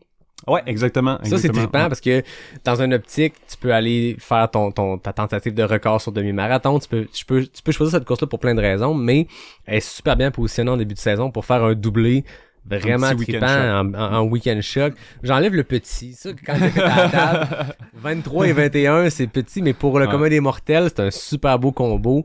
Pour quelqu'un qui peut peut-être viser un QMT 50, 2 semaines avant, faire 20-20, c'est vraiment un timing Exactement. parfait. Puis tu le fais à une bonne intensité aussi. Ben oui. C'est vraiment cool. Non, je pense que ça va être une belle édition. Il y a aussi un 12 km, puis un 7 km. Le 7 km va être très roulant, vraiment, vraiment rapide. Le 12 km qui passe un peu par la grève, les sentiers forestiers aussi. Fait que, puis peut-être, bon, si ça va bien l'année passée, il y a des options pour faire un 42 sur l'île. Hein. Moi, j'en fais là souvent des très longues sur l'île par les sentiers. Fait que pourquoi pas. Puis j'ai déjà un beau plan dans ma tête pour partir ça à un endroit épique aussi, puis finir à un endroit épique. Fait que ça serait manque pas d'idées. Tu sais, je t'invite d'ailleurs. Je suis pas mal sûr que si t'aurais pas fait de Washington, tu serais venu. Ouais, exactement. J'allais là, mais dans le fond, vu que c'était un tirage, ben là, j'ai reçu le cours. Ben oui, mais je te comprends. Comme je me rappelais même plus que je m'étais inscrit. Fait que, t'as bien fait, c'est mon Washington. L'année prochaine. Ouais, mon Washington, J'ai l'impression que c'est là pour rester. Ça fait une course, ça fait longtemps qu'il est là, qui fait partie du calendrier de course de route depuis longtemps. Mais là, Arikana a repris ça. Puis ce qui est drôle, c'est que Marlène faisait partie des fondatrices il y a 10 ans de cette course-là. Avec Julien. A quitté, est allé partir à Arikana. Ben, pas partir, mais elle a repris Arikana, blablabla. Et là, retour aux sources. On dirait qu'il y a comme un cercle qui se boucle là, mais j'ai l'impression que ça va devenir un incontournable assez rapidement. Ouais, je pense c'est ça, tu sais, je pense pas que ça va avoir jamais l'ampleur d'Arikana, la course d'Arikana, mais ça va être un beau opener de saison, puis je pense que ça va être très convivial. Même s'il y a un volet élite, je pense que ça va rester très convivial. Ben oui, aussi, c'est ça l'objectif. Puis le fun, puis non, je suis bien excité par ça, ça va être une belle course, ça va être le fun de faire découvrir les sentiers puis les locaux d'une autre façon que sur l'asphalte. T'aimes ça, d'avoir un chapeau différent dans la communauté? Ça fait longtemps que t'es actif comme coach, comme préparateur physique, comme coureur, mais là, tu rajoutes une corde à ton arc. Ouais, absolument. Ben, pas directeur de course, mais créateur de course. Ouais, ben en fait, ils m'ont attribué directeur de course par la bande. Bon, je sais pas qu'est-ce que ça l'implique là, mais en tout cas, j'ai dealé que je pouvais faire les deux courses, fait que je pense que je serais pas trop impliqué la journée de la course, mais c'est sûr que ça, je veux tellement que l'événement est bien que même après le 23 de route, je vais comme aller dans les sentiers puis essayer de baliser le plus possible, puis tu sais, je vais m'impliquer énormément. Mais oui, j'aime ça, je trippe là, c'est vraiment cool là. Puis vu que c'est mon île, tu sais, j'ai tellement un attachement pour les commerces là, pour les gens là, je veux que ça c'est cool parce qu'ils ont déplacé l'événement aussi pour qu'il soit mi-juin où c'est un peu mollo sur l'île, il y a pas beaucoup de tourisme, tu sais, ça commence plus à la Saint-Jean début juillet. Fait que ça rajoute un week-end en plus, fait que Tourisme Ilocos était enchanté de ça.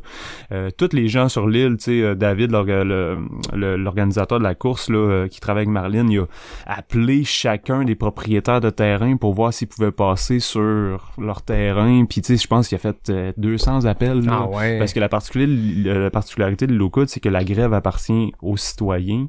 Par bande. Ouais, exactement. Okay. Pour, en fait, je peux en parler, c'est drôle, parce que je pense que c'est une vieille loi des années 1900 en quelque, là, qui obligeait que ça appartienne jusqu'à marée basse pour que les vaches puissent aller manger le foin de mer. Je savais pas ça, mais c'est la raison. C'est, je pense, un des 2 endroits au Québec que la grève appartient aux citoyens. Exactement. Okay. Fait que tu sais, toute la bande qu'il faut passer le sud, ben il faut que t'appelles chacun des propriétaires pour voir s'il est d'accord. Puis il y a personne qui a dit non, évidemment, mais tu sais, il a fait un travail extraordinaire par rapport à ça. Puis tout le monde est super enchanté qu'il y a des coureurs qui viennent sur l'île, puis qui viennent même piler sur leur terrain. Ils sont enchantés de ça. Ça va être une belle course. Ça va être un beau week-end. J'ai très hâte, très hâte. Tu donnes le goût. J'ai l'impression que beaucoup de monde vont écouter. On va dire ok, 2024. C'est un parcours à mon image. Comme on en discutait off mic tantôt, moi je m'en vais beaucoup comparé à Jeff vers le moins technique, plus roulant. J'aime beaucoup ça. Qu'il y ait du dénivelé, ça me dérange pas, mais les racines, les roches pendant 100, 150, j'essaie d'éviter ça maintenant parce que j'ai découvert cette facette de moi-là qui aime courir, puis moins marcher dans une course, mettons. Là. Je sais que Jeff, il marche pas bien dans une course anyway, là, mais fait que tu sais, c'est pas très technique. Je pense que c'est 1 sur 10 technique. Ça va être très roulant, mais je pense pour quelqu'un qui veut un élite, qui veut aller vite, ça va être un bon parcours. Puis pour un débutant qui veut découvrir le trail, ça va être un très bon parcours aussi. Fait que ça va être le fun. Très intéressant. Puis c'est sûr que des courses plus roulantes, on en a peu au Québec. En termes de trail, c'est une très bonne chose qu'il y en ait. Ça fait partie, je veux dire, du sport aussi. Ouais, la diversité. Aux États-Unis, c'est à la côte ouest, ils ont quasiment que ça. Exact. Versus ici, on a que du technique. Fait que c'est exact. Très, très intéressant. Yes. Sinon, comme coureur, qu'est-ce qui s'en vient pour toi? On a parlé tantôt de décembre avec l'objectif 100 kilos. On a parlé de marathon, mais là, entre les deux. Fait que, moi, je fais le doublé d'échappée. Je vais essayer de survivre. Il y a quand même un bon pack, honnêtement, là. Ça va être intense, là. Sur route, il y a des bons coureurs.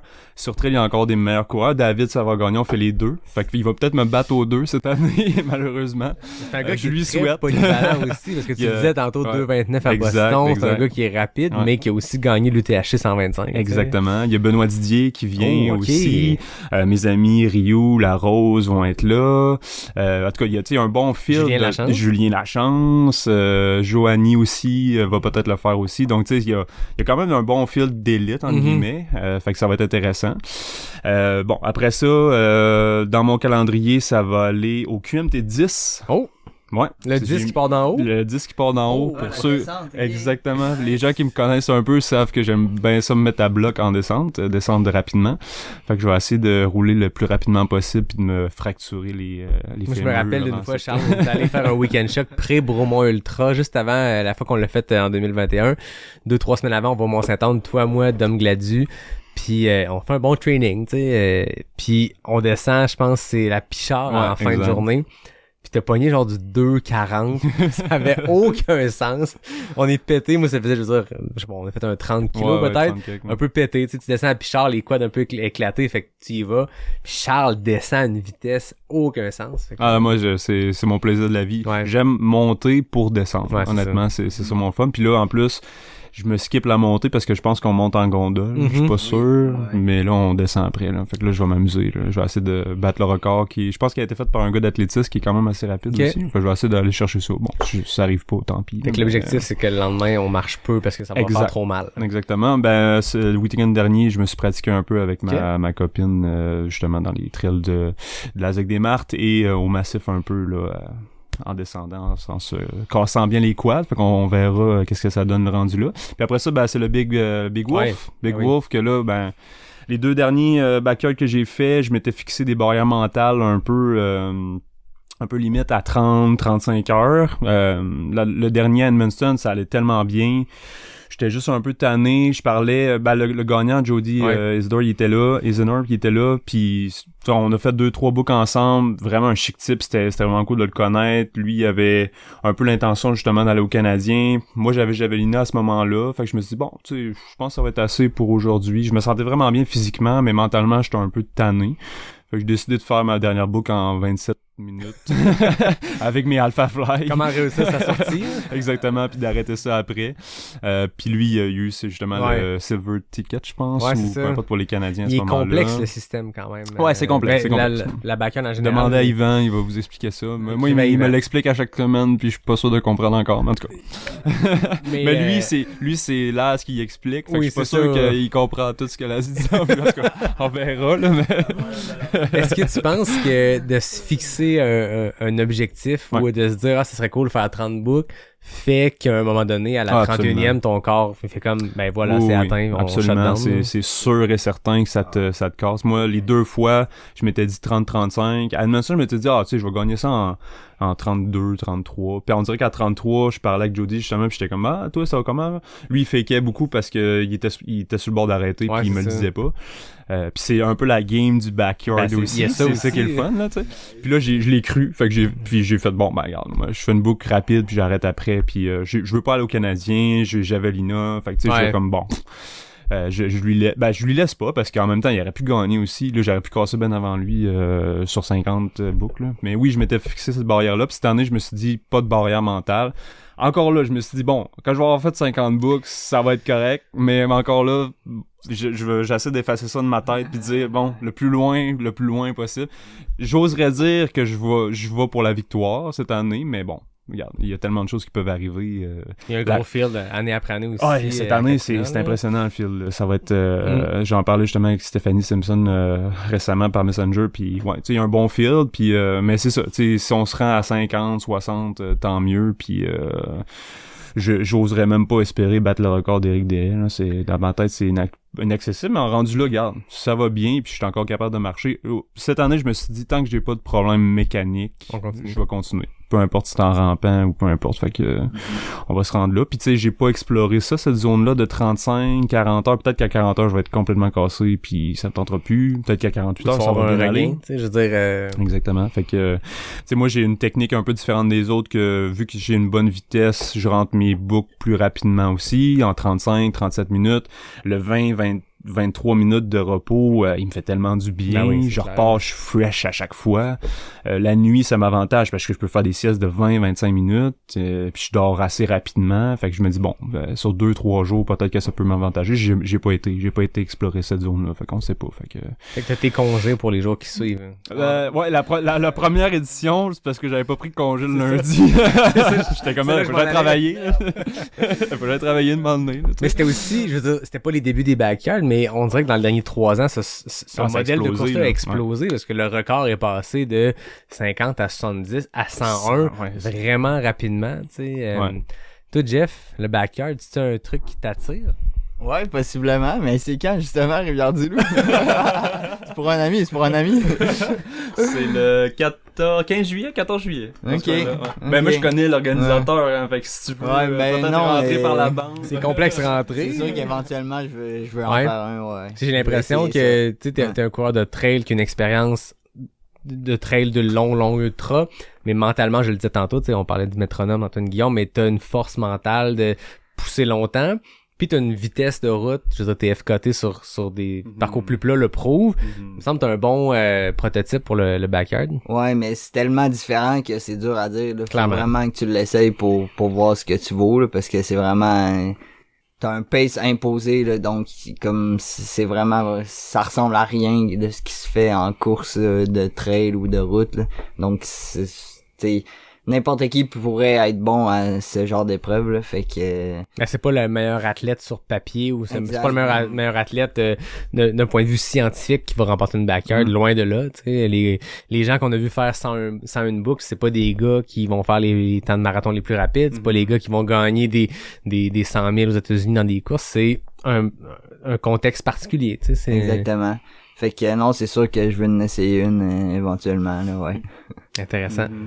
Tu vois, tu sais, je pense que même à la fin, tu peux, mettons, t'es rendu à 50 books, t'es un peu cassé, tu peux marcher à la limite, tu sais, jogginer 1 kilo, marcher 1 kilo. De l'alternance marche-course. C'est pas de la performance de course plus que de l'endurance mentale, physique. Ça fait explorer d'autres zones qui sont très intéressantes, là, selon moi. Puis, si tu te rends très loin, ça te casse pendant un bon 2 semaines, c'est sûr. Ouais. Mais Charles, t'as vraiment une approche qui est très diversifiée dans le sport. Je veux dire, on a parlé parlé aujourd'hui de 100 000 en Arizona, on a parlé de 100 000 en Alabama, on a parlé de FKT route, de 100 km route, de marathon. C'est important pour toi d'avoir cette diversité-là de types d'épreuves?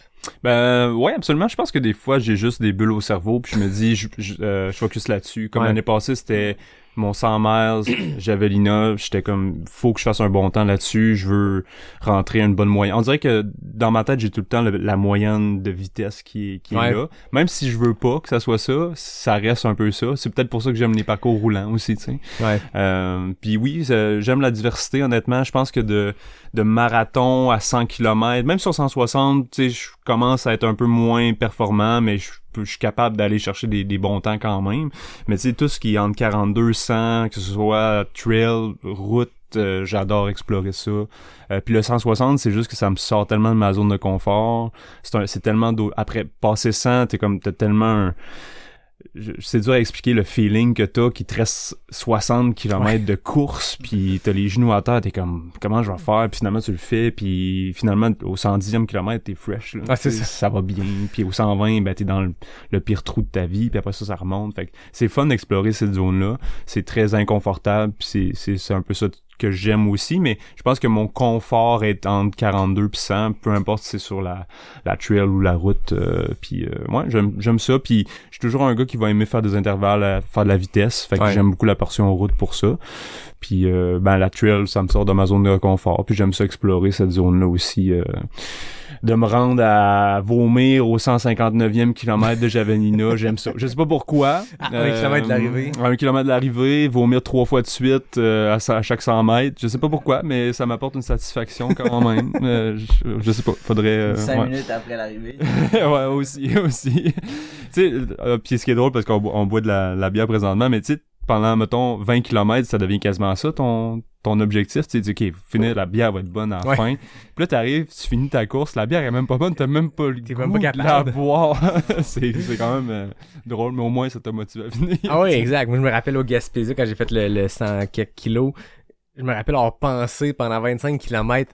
Puis tu sais, c'est même pas tant l'attrait de la bière, je pense que c'est juste le symbole du finish. Exact. Voilà, c'est ça. Si je vais finir, je vais m'asseoir, je vais prendre une bière. Puis ça faisait comme 50 kilos que je buvais, que je mangeais plus.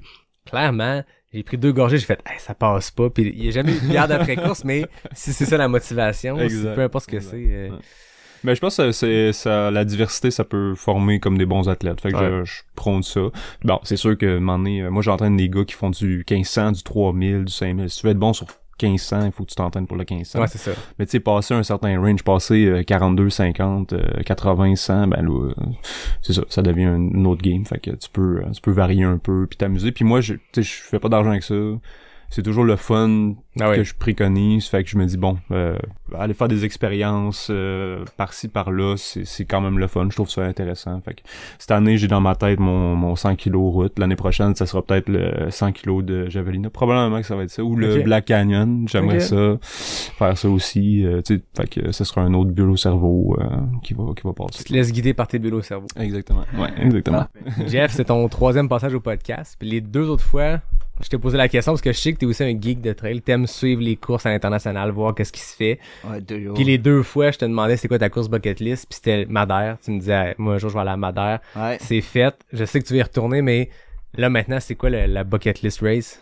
Ben là, ce qui me trotte dans la tête, là, ça va être le Tour des Géants. OK. Ouais. Wow. Fait que probablement l'été prochain. Nice. Ouais. Fait que j'avais dit, je m'étais comme mis un peu en tête que j'allais faire ça à mes 30 ans.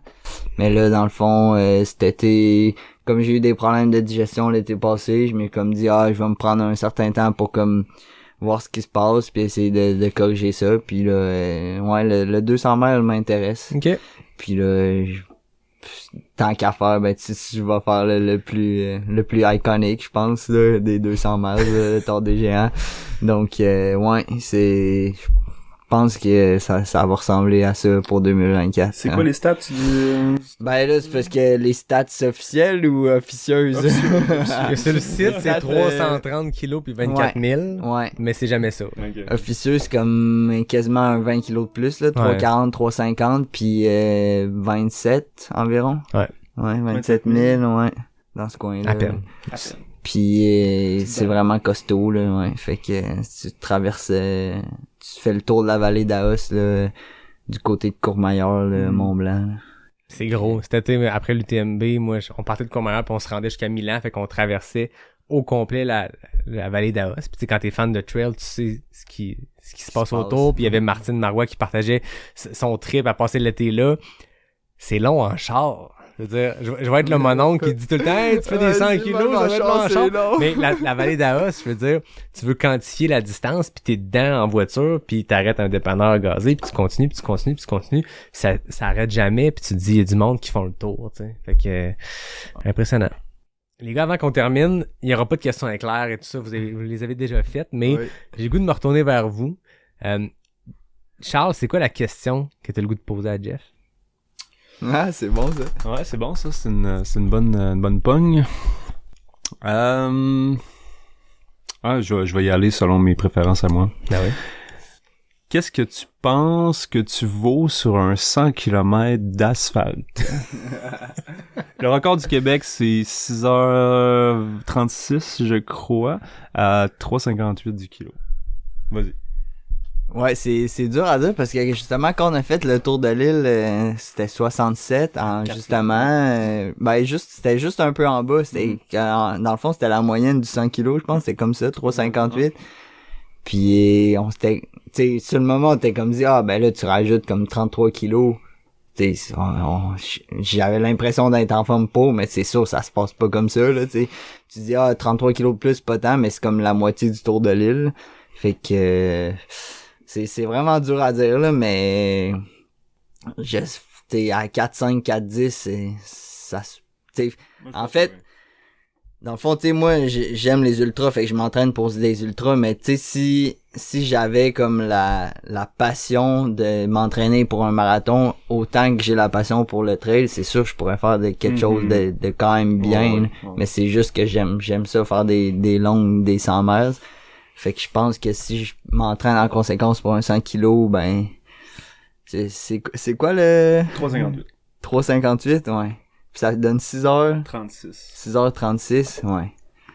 C'est le record du Québec qui tient depuis... fin des années 70. Fou, hein? Faudrait l'essayer, mais en bas de 7 heures. Ouais, je pense qu'avec l'entraînement... Toi, tu vises quoi, en Virginie? Moi, je viserais du 4,05. Ben, en bas de 4,12. Ça fait 6h59, c'est 4,12 kilos. Fait que je viserais... Subset, ouais, subset, je pense que c'est faisable. Mais tu sais, faut que t'adaptes l'entraînement, c'est sûr. Mais ouais, c'est plein de projets qui te tournent dans la tête, là. Il y en a toujours plein. J'espère que je te l'ai mis dans la tête. Voilà. Ouais, peut-être. T'as déjà bien fait, Charles. Jeff, t'as-tu une question pour Charles? Ouais, c'est une bonne pogne.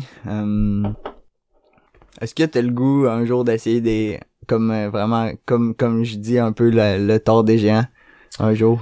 J'ai déjà eu dans la tête de faire des 200 aussi, en voyant comme des Francis Picard le faire et tout. Puis Yvan Lheureux qui fait des affaires qui n'ont pas de bon sens. Oui, ça m'a déjà tenté. Ça me tente encore un peu, mais des fois, je finis un 100 miles, puis je suis comme, peut-être pas, finalement. Mais tu sais, 2 jours plus tard, tout le monde est comme ça, il veut s'inscrire à un autre 100 miles et tout.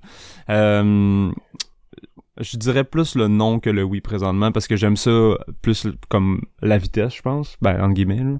Comparé, mettons, à toi, des fois, c'est pas de la vitesse, mais je dirais non pour l'instant, mais ça m'est déjà trotté dans la tête, puis peut-être que dans le futur, ça va revenir comme une bulle au cerveau que je parlais tantôt. Mais oui, tu sais, des Triple Crown, des trucs comme ça pourrait être intéressant On parlait de roulant tantôt, ça reste que les 3 200 000 de Candice, le Triple Crown of 200, ces 3 courses-là sont quand même, je pense Bigfoot non, mais les 2 autres sont quand même très roulantes. Le ratio est... peut-être pas 3, mais mettons Moab. Une là-dedans. Moab, 240. Ouais, peut-être que ça m'intéresserait honnêtement, parce que j'ai été dans cette région-là plusieurs fois, puis c'est exceptionnel, c'est tellement beau, c'est des belles trails roulantes, c'est un endroit que j'apprécie énormément dans le monde, fait que peut-être que ça oui, mais je vais passer mon boss de marathon avant, que je veux vraiment briser 2,30. Puis je pense pas que tu peux faire 2,30 si tu t'entraînes pour un 240 000. Faut faire des choix fait que je vais briser ça.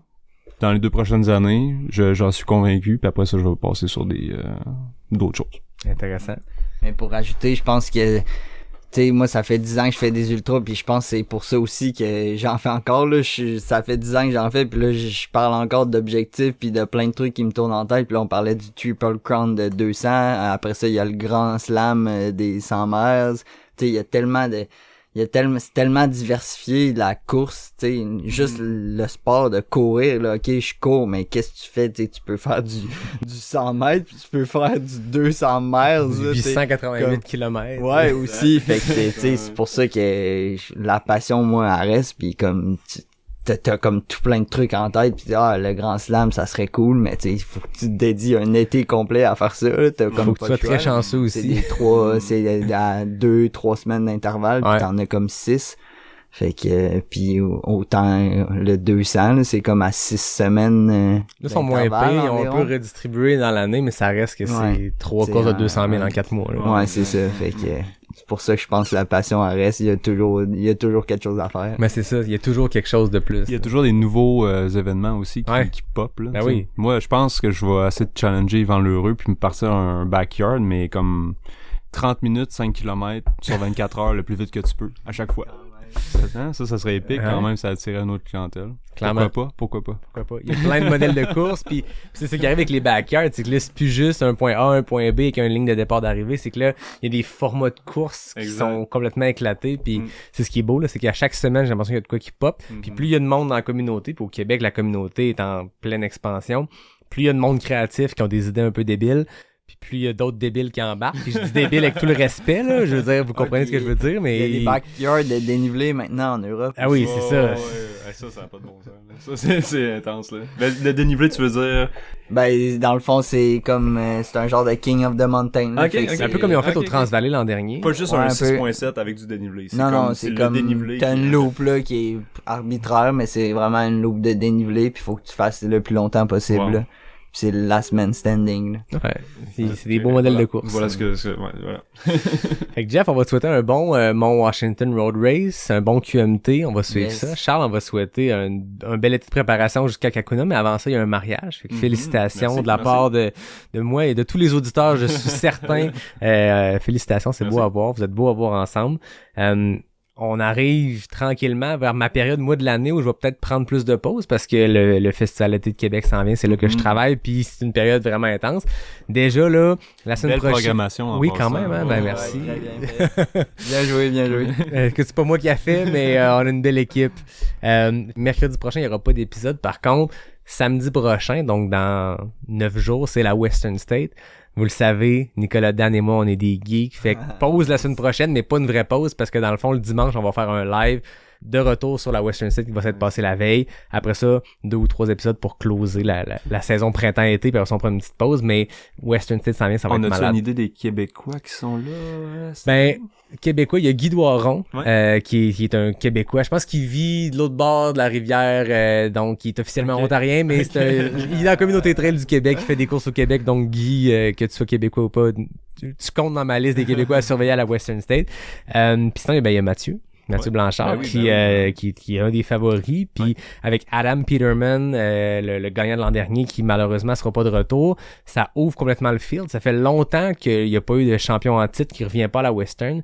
L'année passée, Jim n'était pas là, Adam Peterman a pris le titre. Là, cette année, Aiden Hawks l'an passé a très bien fait. Ça serait pas surprenant qu'il l'emporte, mais Mathieu, je pense qu'il est en excellente shape. Tom Evans est là, non? Tom Evans est là. Il y a un gros field. Tu sais, c'est la Western State, là. Je veux dire, il y a 10, 15, 20 personnes qui peuvent le gagner. Puis du côté féminin aussi, Courtney, c'est Courtney. Mais la Western, c'est un modèle très rapide. Il y a d'autres coureuses qui vont pouvoir la challenger. Fait que ça va être bien intéressant à suivre. Fait que pause mercredi, mais on se reparle dimanche pour un live avec Nicolas Dan. Fait que c'est ce qui s'en vient pour pas sortir du bois. Charles, Jeff, merci beaucoup d'avoir été là.